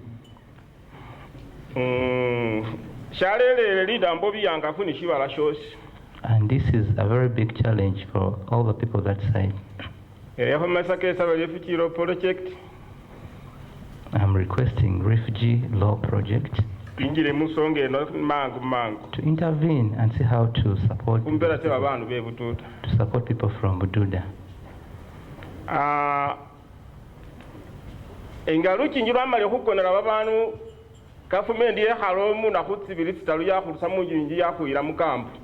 In the immediate aftermath of that mudslide of 2010, government came and collected all of us and took us to a camp.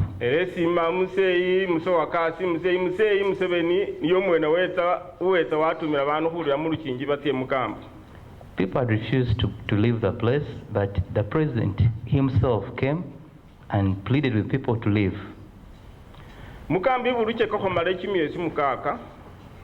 They finished 6 months in that camp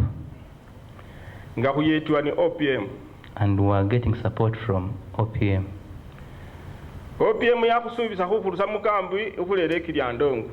And they promised to pick us from the camp and take us to Kiryandongo. And they did it.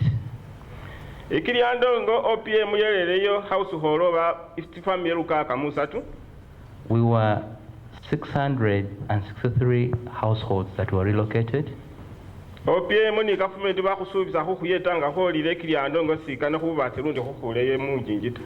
They promised to support us and told us never to think of going back to the mountains.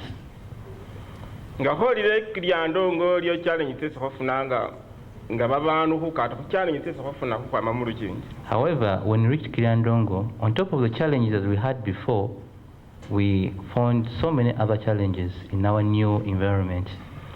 They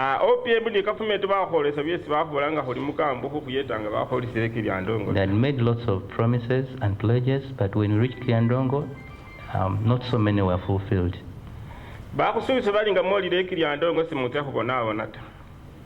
They promised us heaven on earth. They said when you get to Kiryandongo, you will never suffer. It was not true. We are really suffering. They promised that they'll give each of us 2.5 acres of land.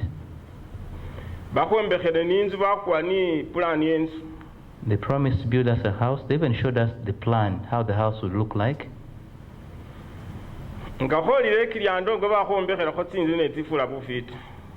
When you reached in Kiryandongo, they built a few houses, but not exactly what they had promised us.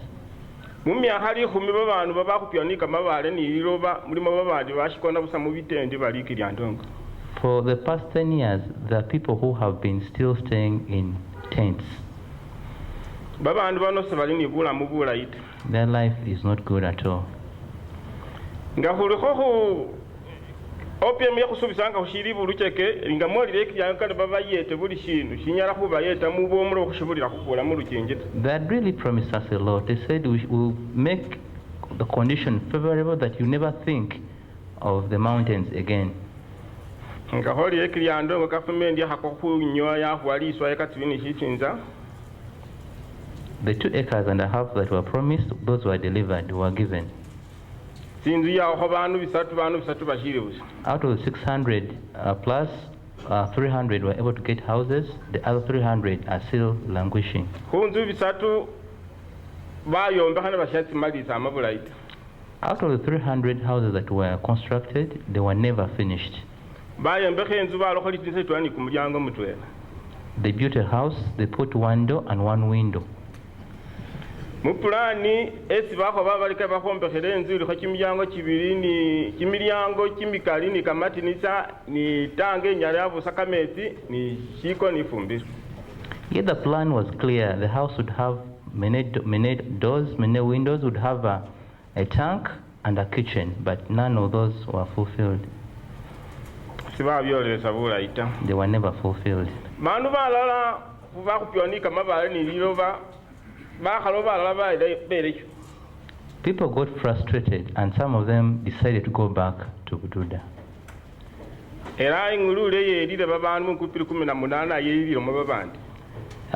The most recent that killed people, even a few who had actually gone back also were victimized. When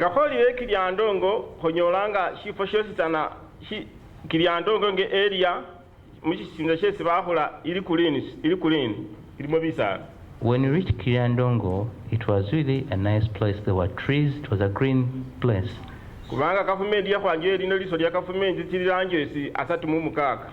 Government had assured us that this is government land. There are 36 ranches.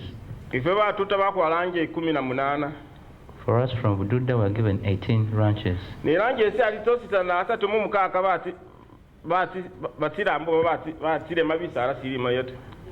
But all the 36 ranches that were there that had beautiful trees, you no longer see even a single tree at the moment.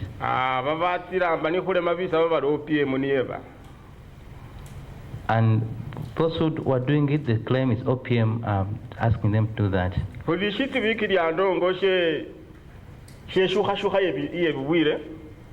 The environment in Kiandongo has changed a lot. We don't have enough rain. The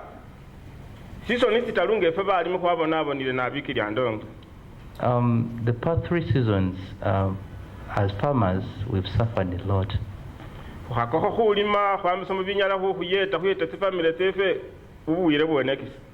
We try our best to do farming so that we're able to find something to support our families, but the weather can't permit us get anything from our sweat.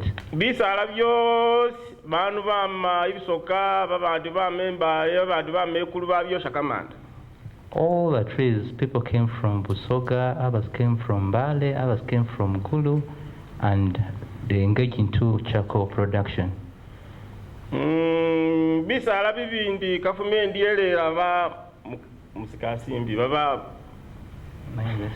Yes, yalera baba efestasi bamala hali kukula bisala ni siturakita imashisala shishiri asishinyo kata. Some trees, government brought investors who came with tractors and they uprooted everything. Not even a single tree can be seen. The past 3 seasons have been terrible.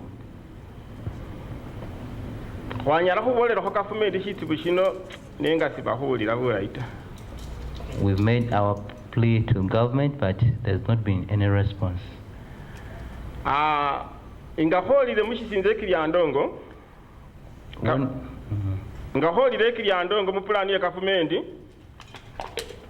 According to government plan, when you reach Kiriandongo, nga bamale khukhwa eka 2 ni shisinza After giving us those 2.5 acres of land each, bakhubola bali lyoti area sisinza ezo za khubyala bisaala they told us that they are going to show us another chunk of land where we were going to plant trees. ne bakhukhwekesa amabifo ebyo ta khali wakhakira khubyala bisaala. They've never showed us that place. We would have tried to plant trees. Shenga bindayi khulyano ni papa wefe komanda wekambu iyo. We are so lucky that we have the commandant of that settlement here with us. Kane musaba ta khuyeta kho chifo she khubyala bisaala. I request that when he goes back, he should make effort to try and show us that place so that we can plant trees. Amalesa beshitongo she refugee law project. I'm also requesting refugee law project. Shikhuyete khunyelisa khubyala bisaala mu community yefe. They should also support us plant and grow trees in that community. Shitongole shitwele shebakho mu OPM yefe ba mu UN ikiryandongo. There was one organization in Kiandongo Shirangwa TRC called TRC. Shakhuyeta khuyeta khubyala bisaala. It made effort to help us plant trees, babandu bakhasa khubyala bisaala. but people never responded. Eka 2 ni shisinza On 2.5 acres, nga nabyalile bisaala when I plant trees, inalimila kwena babana bili where will I do my other cultivation? shakhasa bandu khubyala bisaala. People are not able to plant trees. Ngesese nakhakho khubyala bisaala But as a person, I made effort and I planted some trees mweka sese 2 ni shisinza in those 2.5 acres. ninga nakhendesa shifo she khulimila babana bili. But this has reduced my arable space for agriculture. So singa OPM ikhuyete yakho che shifo she khubyala bisaala. If OPM can only help us and show us that place, Nge community to plant kunenikire trees, bakubonanga khwabyalile bisaala mu area yefe. as a community, we will do our best to ensure that we plant trees in our area. Nga khwatabula ekiryandongo When we arrived in Kiriandongo, kituufu bulamu buwangafu se buli bubwangu ta. life is really, really hard. Era bandu bekhala bashibulire engaki People are always remembering back home. ate bandu nga balire engaki ndi bulamu bwerosera kuba buwangafu. And when people go back home, it's even more dangerous. Endi bakobola ekiryandongo Some of them run and come back to Kiriandongo. oli birosera kuba biyangafu ndi bereye engaki When things get tight and tough in Kiriandongo, they still run back home. sekumenya mu bulamu bulayi ta. So it's back and forth. We are really struggling. Kane enombe gavumenti ni bitongole Government and other organizations birosere khukhuyeta mu mbeera tesikubiramu. should really support us. Nga kholile ekiryandongo When we arrived in Kiriandongo, wetsa niba bandu besilile bali ekona nendi bo bala okhufata. we came with survivors who didn't die. They were living with disabilities. Baliye khumenya ni nabo We are staying with them, era baleme.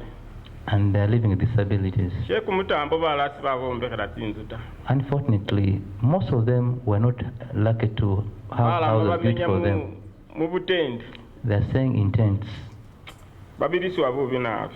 They are really suffering. Era abakhusaba khusesa bene ngabe shanya likhanile bitongole ni OPM bikobole bikhuyete. Requesting organizations and Office of the Prime Minister to come and help these people. Lwekhuba lwebubwire bandu bakali baneleye butwende batse bafe ni lilo. Because many of them will get frustrated and go back and die. Balime bano bakhola tsigroup They've mobilized themselves in groups. nga bebasisi bali khukhola tsigroup manya lusi niwe banafunira buyete. They thought that organizing themselves in groups would be easier for them to attract support. Nendi shiyangafu nabe khufuna buyete. But nothing's coming forth. Nzikemira khusima esi shitongole she Refugee Law Project. I want to thank Refugee Law Project, Ni khufulesa shamambirokho nabi mu byangafu byese. especially me. They've really supported me. Nga lilo balyamalire khukhupa babantu khufunomo shoko oba stress. After the slides, we were shocked and stressed. Atalange siso bashimi ni shifo shesi bantu bafira. Especially me, who was very close to where the incident happened. Kubanga lunaku luchinjiro sitana lwatekaka. That day, we saw cracks in the entire mountain. If the entire mountain had come down, I wouldn't be here talking to you. I would have died perhaps as well. There were infections that came with that. When Refugee Law Project opened up an office in Kiryandongo, they came and supported us medically.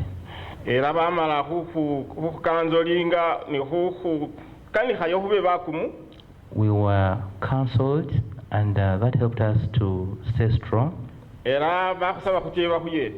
And indeed, they helped us. Me, I was really going through so much. I was taken for I was enrolled on the medical support program. I was counseled. I feel much better. Even spaces like this one where you brought me, it has been so helpful for me. It has helped me a lot. When I go back to the community, I must give them feedback, things that I've learned from this place.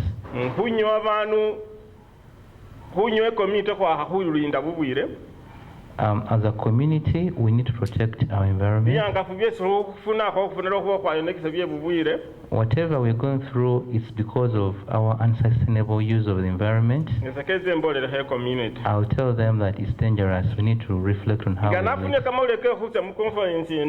When I got the news of coming to this conference, I informed some community members.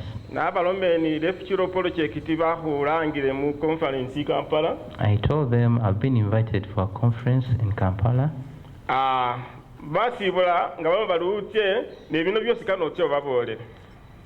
They told me, you go, but please carry this message with you.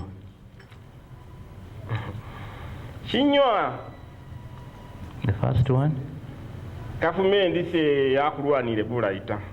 government has not really helped us a lot. Secondly,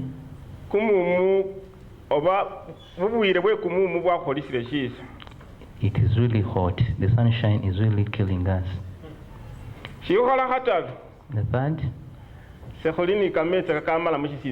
we don't have enough clean water in that area. The fourth, there are no trees in our community. The fifth,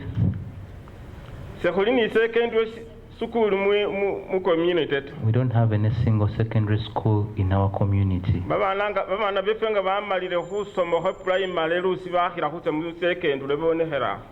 Most of our children, after primary, simply because we have no nearby secondary school, most of them just get spoiled at that point.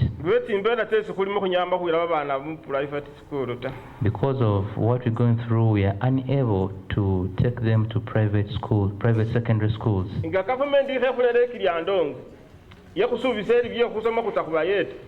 When they were bringing us to Kiryandongo, they promised us that education will be sorted. Don't worry. We have a few primary schools, but in Ranch 18 we have only one primary school.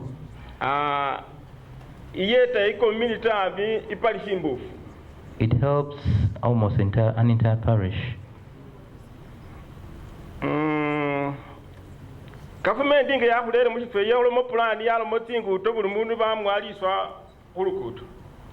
When you look at the plan that was showed when you're coming, they promised to make roads, and everybody had a plot along the roadside.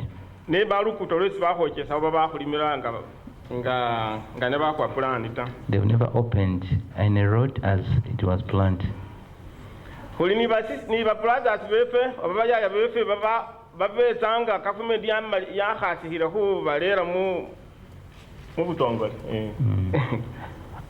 Apart from the 600 households that were officially brought, there were a few others who self-located themselves. They never came officially.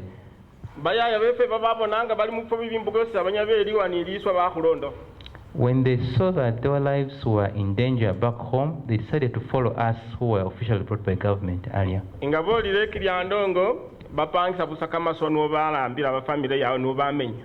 For them, they were never given land, so they have to hire land to be able to support themselves.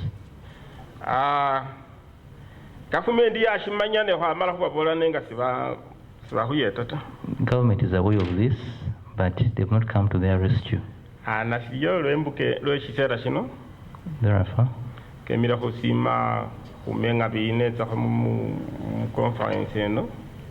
thanks for giving me an opportunity to participate in such a conference. Those are the few things I thought I should share with you. Maybe there will be a way forward out of all this.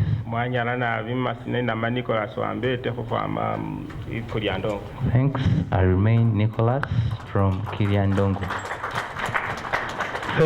Thank you so much, Nicholas. Indeed, 11 years in Kiryandongo, if he was asking for a job related to that experience would be too much. He would be maybe one of the most experienced persons.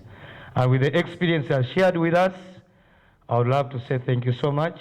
Truly, his experience, as he has been sharing it, has been raising some of our emotions here and there. And you truly see what he's presenting out to us. It touches us. But just, I've heard a lot of cries back to OPM and government.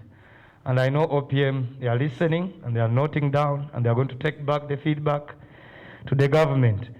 One of the things we just need to look at, I think you see where environment degradation and the environment challenges are related to mental health, what was being discussed yesterday. So you see, if we do not handle the environment very well, we should, you might find that the mental health and the psychosocial well-being of the victims becomes more worse and they deteriorate constantly. There is also something also to think about.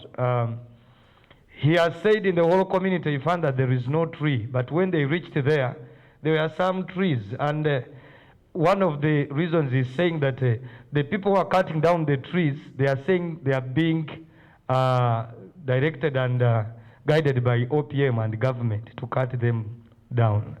So he's also confused. I think all those things needs us to think through and discuss and see how we can work together. But there is also the other issue of persons with special needs, persons with disability, people who got disabilities because of the landslides and mudslides in Bududa. Being that up to today they are still struggling, there is no much more support, and making them to feel a better, comfortable environment in Kiryandongo. Besides the promises that we are made by government, I think much more has to be done. And you see, these are the youths we have in this generation who are facing the environmental challenges today, but we are moving with them into the next generation where the environment is deteriorating at a very high speed. And remember, he said that if they are in Kiryandongo and they see the situation is not so easy there, they decide to go back to Bududa, and it is worse. They run back to Kiryandongo, so they are in and out of Kiryandongo and Bududa. Now, there is a question that came out, I think it was Dr. Chris who asked yesterday now, where is the home? I think I should stop at that and hand over to Mr. Chanwat James. And he's going to share with us how can we integrate youth in matters of climate change. You are welcome, Mr. Chanwat. And I would request that if you have any issues to put forward, please get prepared, because we are going to use, he's going to present for only 8 to 10 minutes. Then we have the next 10 minutes to make submissions so that we do not encroach a lot on the lunch time. You are welcome, sir. Yeah, good afternoon.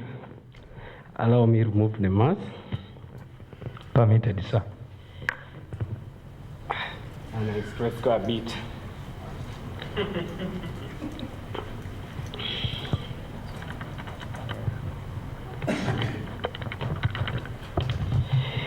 Yes, my name is Chanwat James. I subscribe to a group called Grandongo Video Advocate, being trained by Refugees Law Project and a Media for Social Change.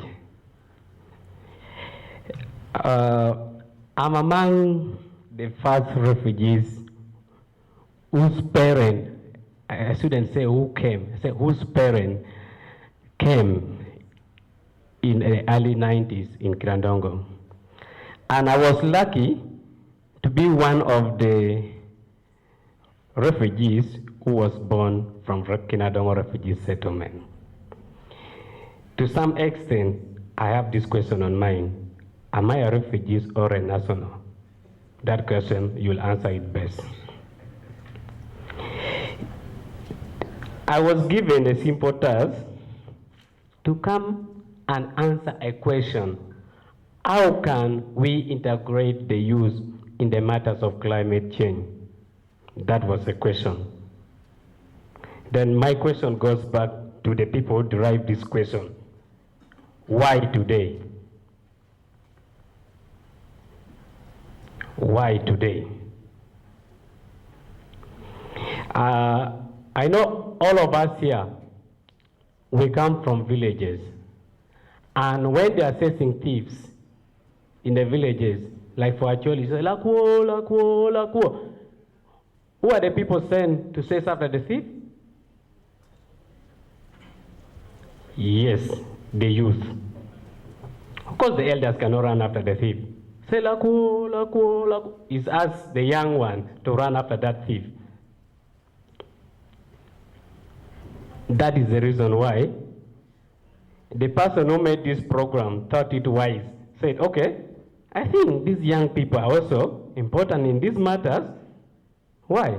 Because if you check those who have been watching the video, the people are used to cut trees are not these elders, they're using us. Why are they using us? Because we don't know. One, people are talking about policies here, and the person from NEMA, I was very interested in your presentation.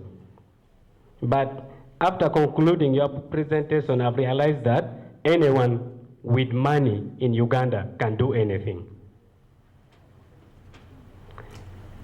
If an individual is growing rice, is stopped, but an investor is growing rice, is encouraged, meaning money can work. That way, money can do anything in Uganda. One, for the youth to be integrated, for the youth to be, because if you check on the clear definition of integration, is to bring people or groups with particular characteristics, with particular ethics or needs into equal participation.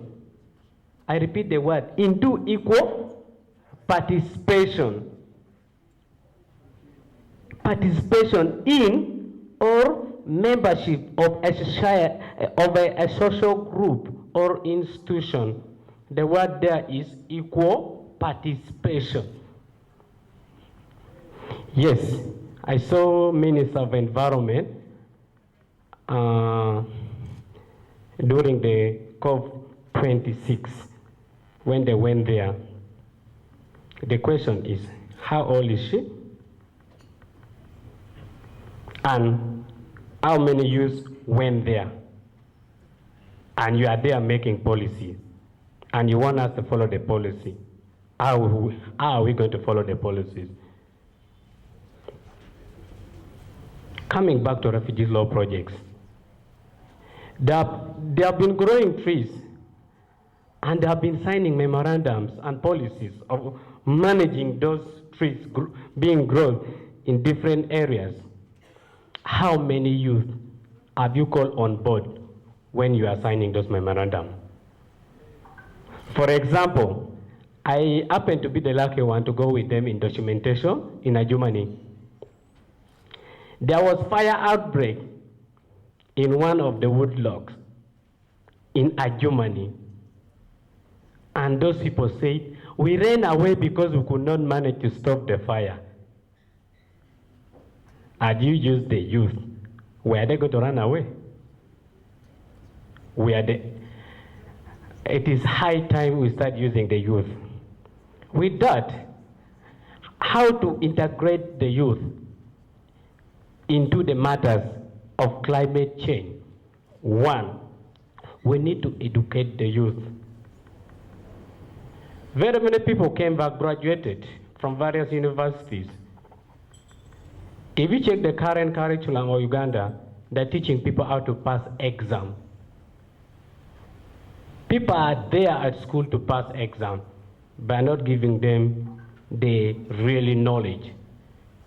But now, we need to go further into educating youth in various languages, indeed. In various languages. Like me as a video advocate, when Dr. Benedito was making his submission yesterday, there's one point, that's why after the submission I went and I looked for him and at least I've greeted him. He said, the village people understand better if you show. If you show, not if you write. Most of you yesterday came and you got this paper on your table. How many are you, or how many of you read from the first page to the last page? If you are here, raise up your hand. The only way to touch an African is to hide them into writing. That is out. I'm going back to the video. The same video that you watched, it was 22 minutes. If it was being made maybe into writing, how many pages could it be? It's going to be the whole of a notebook. Which youth in the village can read? Parents, we are here. As an advocate, as someone who deals with video advocacy, I want to thank Refugee Law Projects, more especially Media for Social Change. We have a program called Facilitated Film Screening. Under Facilitated Film Screening, it is not done by them, it is us who are doing it. We, the refugees, and the us. We go down to the community, like he's saying, in Bududa. We go down to the community. We identify an issue. Now, Refugee Law Project is organizing a conference talking about issues, talking about our issues. They assume our issues. Say, people in the villages like this, people, why do you do assumption? I like Dr. I'm forgetting the name. If you are very keen with this presentation, instead of us being here, would have gone deep. If the matter is Bududa, let us go to the Bududa and we ask from them. Because me, I will define myself much better than you who's defining for me. That's why through the program, we have facilitated film screening. We go back to the community, we get an issue, we make the video, and we go and show to the community, and derive the solution with them together. We have OPM here, we have NEMA here, and we have very many parties. I'm going to remove Refugee Law Project from this run because they are doing it with us. Do you have a program under your office which can support that? Do you have any program in OPM which can support advocacy? If yes, are you going to support the youth who are making documentaries on how to manage farmland, on environmental management? Can we support this youth? I like Rupin. During his submission, when he was making a comment, he tried with the elders on environment, on tree growings, or on managing these people of charcoal burning. They tried in Lamore. The elders failed. But something came to his mind. Why can't we use the youth? But the thing worked. Meaning we, the youth, we should be on the gear. Second point,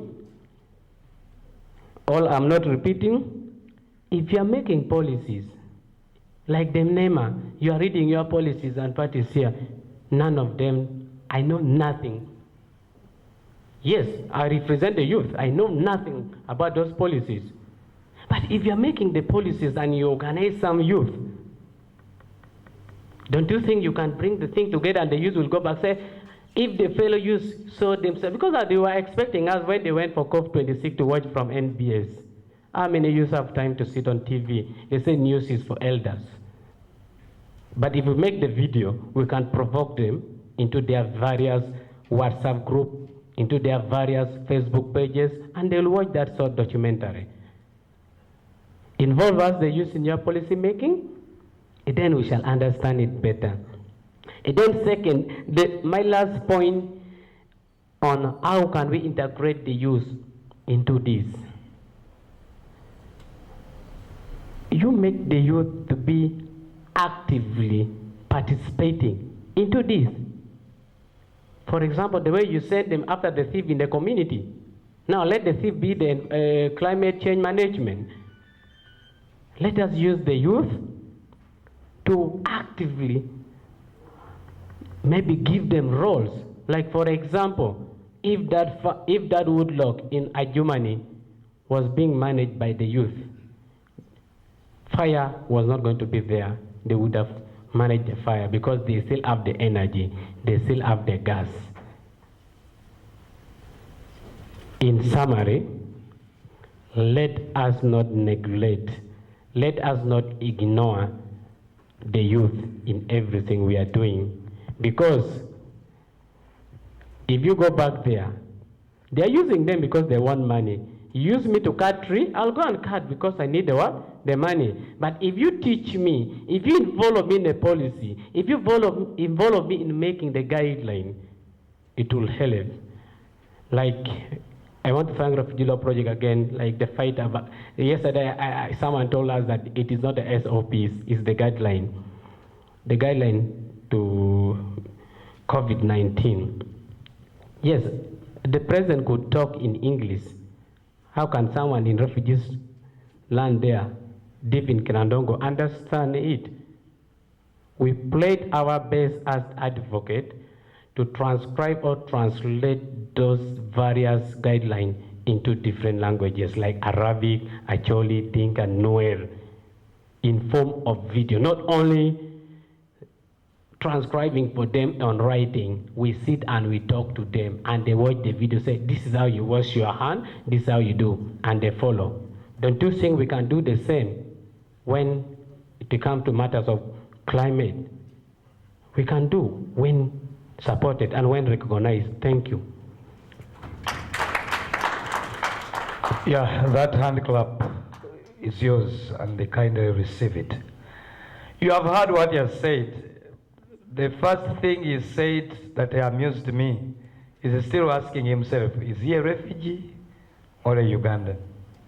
After having been born here, he has lived here for over very many years, and he has married a Ugandan. So he needs to be supported and guided. Who can help him to become? I think that's the issues concerning is it naturalization? And naturalization by citizenship. So I think Chanwach, we have very many lawyers in the room. You need to run to them. And with all the suggestions he has put forward, and has talked about educating the youth, using video and film as a strategy to move on to the community and especially to the youths, and making sure that we work with them to develop the films and the videos, but also issues concerning dissemination. And he was talking to NEMA, policies are there, but we don't know anything. And also the last thing he talked about is making them to actively participate in all the processes concerning environmental change. And within this room, there are still very many youths. And I feel like we should add on what they have said, any comments, questions, any other submission that may come from the audience there. Please, we have opened up now to the audience.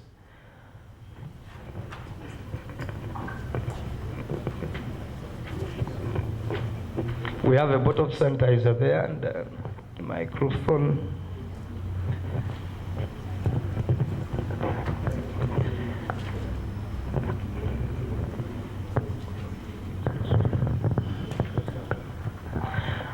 Just because of time, we are going to take like 4 or 5 people so that we can end this in time. Yes, madam. Thank you very much. Once again, I'm Mercy Florence Namgere. I thank the panelists for the wonderful presentation. And for me, I would call it either take home or something that, again, we have to think through and reconsider. From the previous panelists, even since yesterday, I think the component of research is standing out very strongly in the minds. It's something that we really need to consider, but also do a lot of focus in terms of resource allocation. Then the other aspect that comes to my mind is that I think it's high time we begin thinking about innovative strategies on how to address issues of adaptation as well as mitigation on climate change related issues. Because again, you realize he's raising an issue and he's saying, but do these issues actually resonate to us as young people? Maybe we might be implementing strategies that were used in 1900 and times have changed. I mean, global warming, technology has actually, so I think it's high time we really refocused and started thinking about innovative strategies on how to support this. But also the other thing that comes to my mind is the component of mandate. I realize that if we are talking about adaptation as well as mitigation, of course it's a collective as well as collaborative efforts to be able to address the issues at hand. But also we have to focus on mandate. My biggest, I think, challenge I find most of the time is that when we are discussing these things, donor resources or partners actually, we seem to be taking charge of these issues. Yet the ideal is that government is core and actually should be number one at the forefront.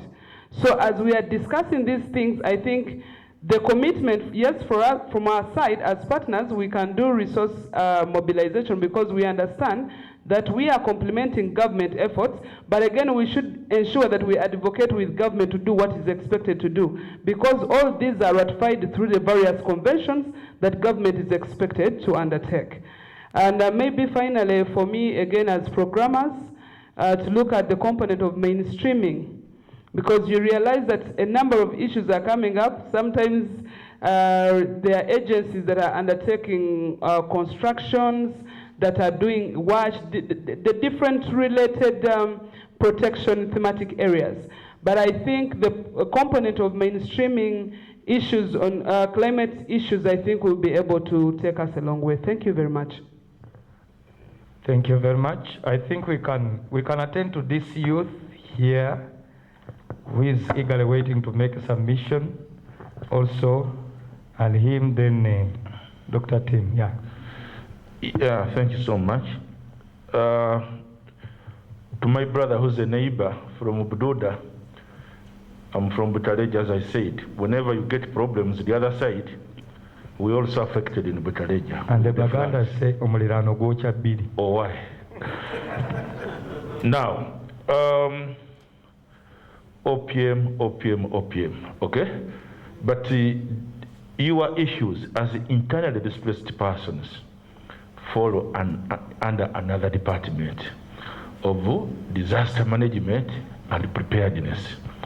While with us under the refugee operations, we decentralized our operations that you will find settlement commanders, permanent residents, where our refugees have been settled. Disaster is coordinated from Kampala. And I think this is where there is a gap. But as the moderator said, we take note, and since these are sister departments, we shall be able to relay those concerns of the people of Bududa in Kiriandongo. The good thing, my brother, the commandant, is here. He was listening and taking note. Then on my brother, I was in Kiriandongo from 1998 to 2000. I don't know whether that is when the time when you were born, but I was there as a settlement commandant. He will tell you whether you are still a refugee or a Ugandan. But mine is that it's issues of mindset of the youth, more especially the refugee youth. We've tried to engage them, but the challenge has been they want things that can give results within a shortest period of time. But now if we are addressing issues of climate change and we are talking of planting trees, which would take 10 years, we have been challenged. Do you think in the next 10 years we shall still be refugees in Uganda? How shall we benefit out of these benefits? I've been around since 1991. This is 2021, 30 years working with the same department. I've seen Congolese refugees going and seen them coming. I repatriated the South Sudanese refugees immediately after the signing of the CPA. I saw them coming back. The same. And with the children, nicknamed Jogo, my names, who are now full grown up people. So we need to sort out the issue of mindset among the youth. Then it's not only educating. We need to mobilize them, okay? Draw their attention to this problem that we have, because all fingers are pointing at us as refugee stakeholders, that refugees, you have contributed a lot as far as climate degradation is concerned. So first of all, we need to mobilize. Then educating them will be the next process. Thank you. Yes, thank you so much. There is a very fresh youth there.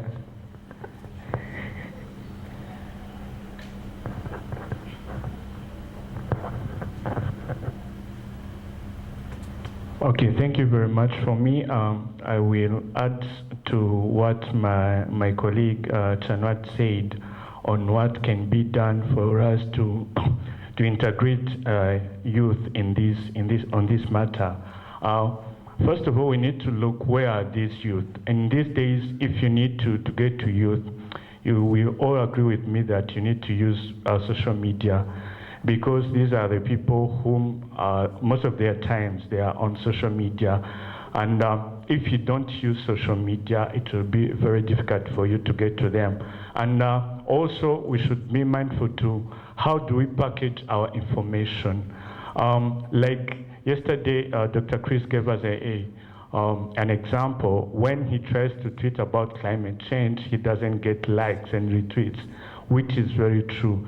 You even go to maybe, like you see on Twitter or Facebook, who is having a lot of followers. Is that person with some jokes, with even some other content which might not seem to be very good in front of some eyes of some people. So we need also to know, like, how do we package our information, because these young people are not following CNN, are not following BBC. They are on BET, they are on MTV, they are on Netflix. So if we need to reach to them, the honest opinion is that they are not going to come here where you people in the boardrooms are. No, they are very comfortable on their TikTok, and they feel like you guys who are still in the books, in the boardroom, they feel like you guys, you are of the past time. So they don't want to keep being in those Stone Age time. They need to be with the current situation. So social media will be very key. But also, we should do more advocacy on including and emphasizing climate change in our curriculums of education, whereby a young kid of, from primary schools until you finish, there is more emphasis on climate change, which I will put this together with involving young people in planning and even this policy making and implementation of policies. Because if you don't include these young people, yes, we are having good plans, policies are there, but believe me, the 2050 that we were talking yesterday, I suppose most of us will not be here by that time. And if you are the ones who came up with those good plans by that time, and you are no longer there, who will keep that information until that time? I think it's those youth. That's why if we need this thing to continue and last forever, we need to include young people. And also, as he said, come up with innovations. Innovations, trust me, are with these young people. So thank you. Just only two, one behind, and then Dr. Temia, then we come back to the panel.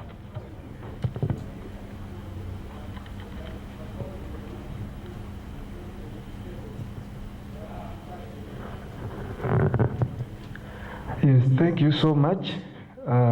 Nicholas, you have really done a great work. And Nicholas reminds me of one of the questions when I tried to organize stakeholder dialogue in my station of work.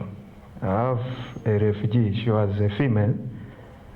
She asked me a question. One time she got a host community cutting trees for charcoal.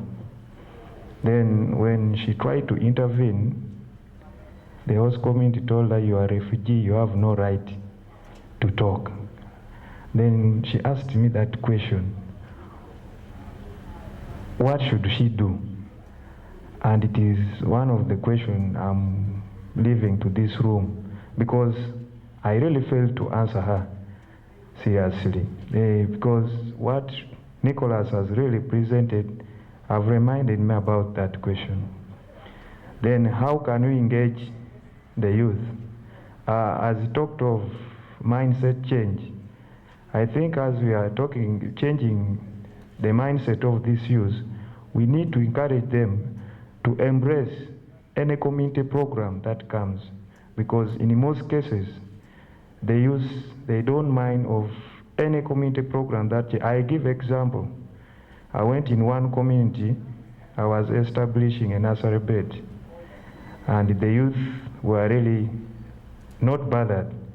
But it is until when I took my time and talked to them, and up to date, they are so embraced. So I think when there is any community program, we need to encourage these youth to come in, and even let's be supporting the youth group that exists in the villages. Then, Nicholas, you are given 2.5 acres, and the percentage of it has been covered by trees. Thank you so much. You have done a good initiative. But the other acre of land that you are requesting to, let me pray that OPM will give it to you as the community. Then I will encourage you to you plant at the edges, so that you leave space for growing your crop. Then I encourage you even, you keep more, or you sustain the natural trees that exist there. Otherwise, thank you so much. Thank you. Sure. Yes, the last one from Atim, then, okay, from Nema, then Dr. Atim, and we come back here.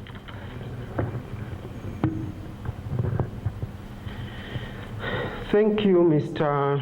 Chenwat, for your submission. I've taken note of what you have mentioned.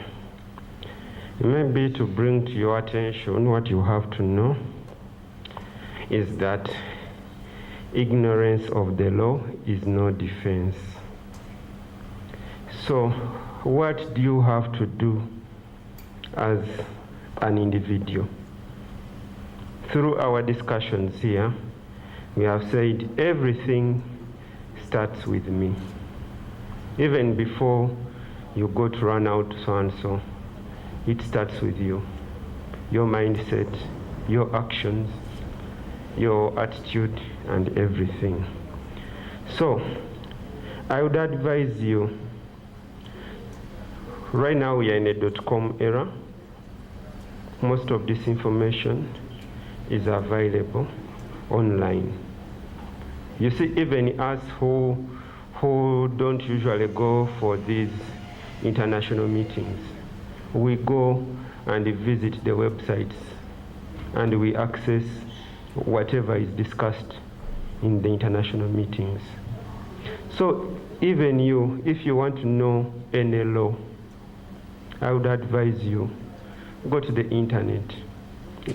Actually, I usually advise my young brothers and sisters. I tell them, instead of using your internet for things like Facebook, try to read something. Try to read a law. Try to read a scientific article to enrich your knowledge. Then about the civil society.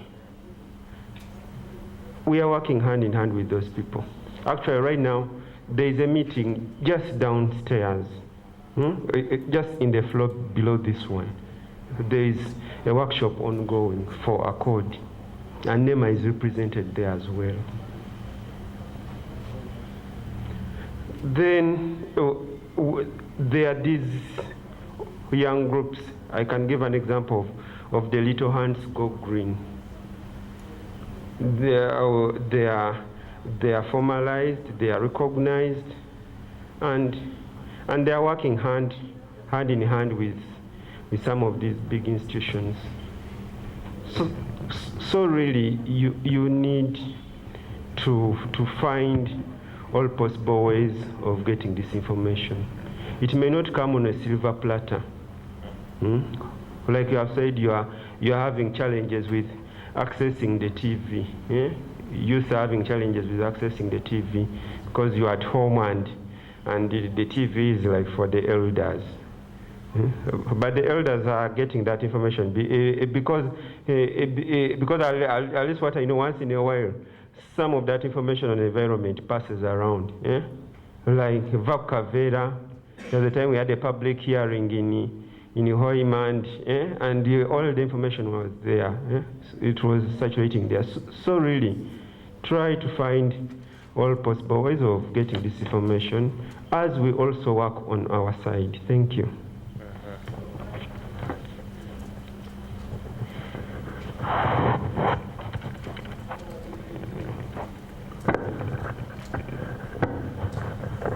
Thank you, Chair. Everybody, good morning, or it's now afternoon, I think. Yeah, afternoon. Just briefly, hearing the two speakers confirms the intersectionality that we talked about yesterday. People are displaced, people are refugees, but they have different challenges that they are dealing with. Now you see Mr. Wambeti, he's a refugee from Bududa with a story to tell, but he's telling you, I have other colleagues who even got disabled in the whole landslide process, or they were disabled before, and now they're having challenges that the OPM did not address its mind to. So, well, it confirms those intersectionalities of vulnerabilities that we should be mindful of as stakeholders who want to make interventions and tailor our programs to suit the different needs. Peggy said yesterday, it's not one size fits all. We must really think. So that having been said, I was also really very, very eager to hear what OPM has to say about the Bududa unmet needs. Unfortunately, it looks like the issue was sidelined to disaster preparedness. I was sick to be guided. I thought that, well, I'm not even sure, because recently the Honorable Nabanja was fighting with Honorable Onek over duty, who does what. So now if we have unmet needs in a certain community, and it's a government duty,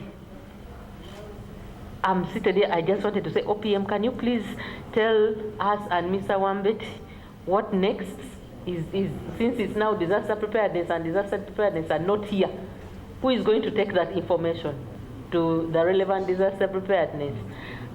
Or you're not mandated to avoid a fight? No, we shall deliver. Yes. Pardon? Yes, it cannot be ignored. Exactly. It has to be passed on to the relevant body, like with coordination. How are the government entities coordinating, not to conflict, but to deliver results? You see? So I am really hoping that that commitment is going to be made by the OPM table. And then for we as lawyers, every time we see and we hear such things, our ears just run to cause of action, public interest litigation. Because if the issue in Bududa is not addressed by government, the unmet needs of the Bududa people, both in Bududa and those who are then internally displaced in Kiryandongo, you will find, if not RLP, then what is the name of the other lawyer? Counsel Mabirizi? Yes. The one who is always going to court with. It's Counsel Mabirizi. Male Mabirizi. Or the network of public interest lawyers from the School of Law coming now to sue the government for, in public interest, violation of human rights that are clearly detailed in our Article 4 of the Chapter 4 of our Constitution, to hold government liable. Because if advocacy is failing, lobbying is failing, the government entities are conflicting, when we are really seeing, I don't know, mini blankets and mini mosquito nets and unmet needs in Bududa, you will leave the citizenry to no action but to sue government, and then that is again another ball game. Okay, thank you very much. Online, Martha Akero says, proud of you, Chanwat, and the BVAs for the great work you do. Keep going. And then Diana Ajok says, thank you, Chanwat, Media Association and RLP. We are proud of you. And I just want to give you 1 minute each, because we are 38 minutes within lunch. I think we are spending lunch, not enjoying lunch. Just 1 minute for conclusion. Let me start with the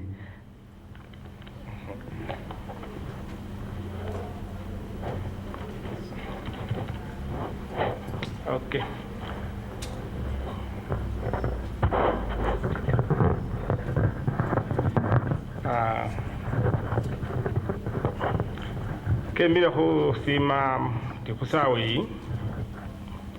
I would like to thank all of you participants for kusinzira ni buye tuwesi bamemba b'amahuma mura matestesinganihire. Based on what has been coming through from the audience, everybody seems to be concerned and caring for them. Kusinzira matamu amakumalizanga amahukaniha. Especially the last speaker, Madam, she didn't get her name. Tisonga teba tutatsolirale yisi kuliano. Our issues are really pertinent as people from Bududa.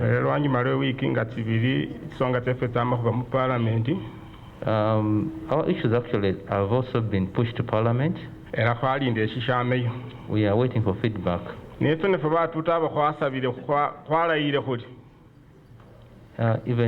us as people from Bududa were determined that we shall use the law if things fail. Thank you very much. Thank you very much. I start with Nema. You asked me a question, or you asked, because I'm representing a youth, that the youth, what have you done? For the case of Kiryandongo Video Advocate, we have made a video, the title Environment. We are talking about relations between refugees and the us, in line with forest or environment destruction. That video, if I was to be given to NEMA, I will charge them 20 million because I was helping them. But that video, we made it at zero cost. You go to my YouTube channel, just type the environment. You watch that video. It is made by the Kirandongo Video Advocate. Meaning, this time round, we may derive maybe a formula. After making a video, we shall charge the government. After what? After getting the impact. Or like, for example, I'm supposed to charge the OPM some money because they have failed to talk about the network in Kirandongo. I've advocated for the network in Kirandongo. The network has been brought in Kirandongo. How much are you paying us as the Kirandongo Video Advocates? Commandant, you are here. Yes. Then, summary, you must pay us because we are doing a lot for the government on zero cost. Finally, all of you are parents. Are you training your children how to use money? Or you are training your children how to make money? Thank you.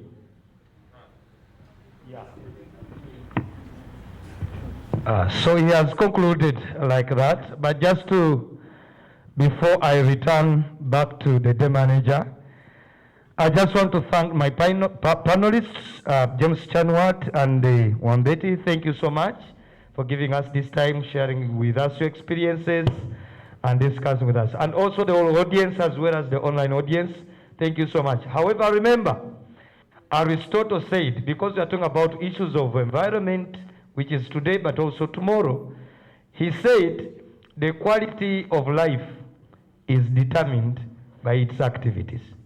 What you do today might affect the quality of life you meet tomorrow. I want to wish you well, and I hand over back to the manager. Thank you, Doctor. Thank you. Thank you so very much. Thank you so very much, our dear panelists. You have earned your lunch, you have earned your supper, you have earned your breakfast now and up until 2045. We are going for our health break. It will be a short one, unfortunately. We will have 45 minutes. Let's eat an eco-friendly lunch. Let's eat mindful of our future generations. Let's save our lunch and then pack ourselves back for yet another interesting third leg. I promise you, it's worth our time here. Climate justice, climate change, the eco side. We are all familiar with genocide. It's the only side which has gone on and on because it is dealing with humans. Now, ecocide is the genocide which is dealing with more than just human beings, and that's the conversation for after lunch. So I urge you all, I beseech you to have 45 minutes lunch, and let us come for a virtual stroke physical discussion on ecocide. Have a good afternoon and happy lunch. The coupons are right by the admin table. Please pick up the coupon which is the right to your lunch.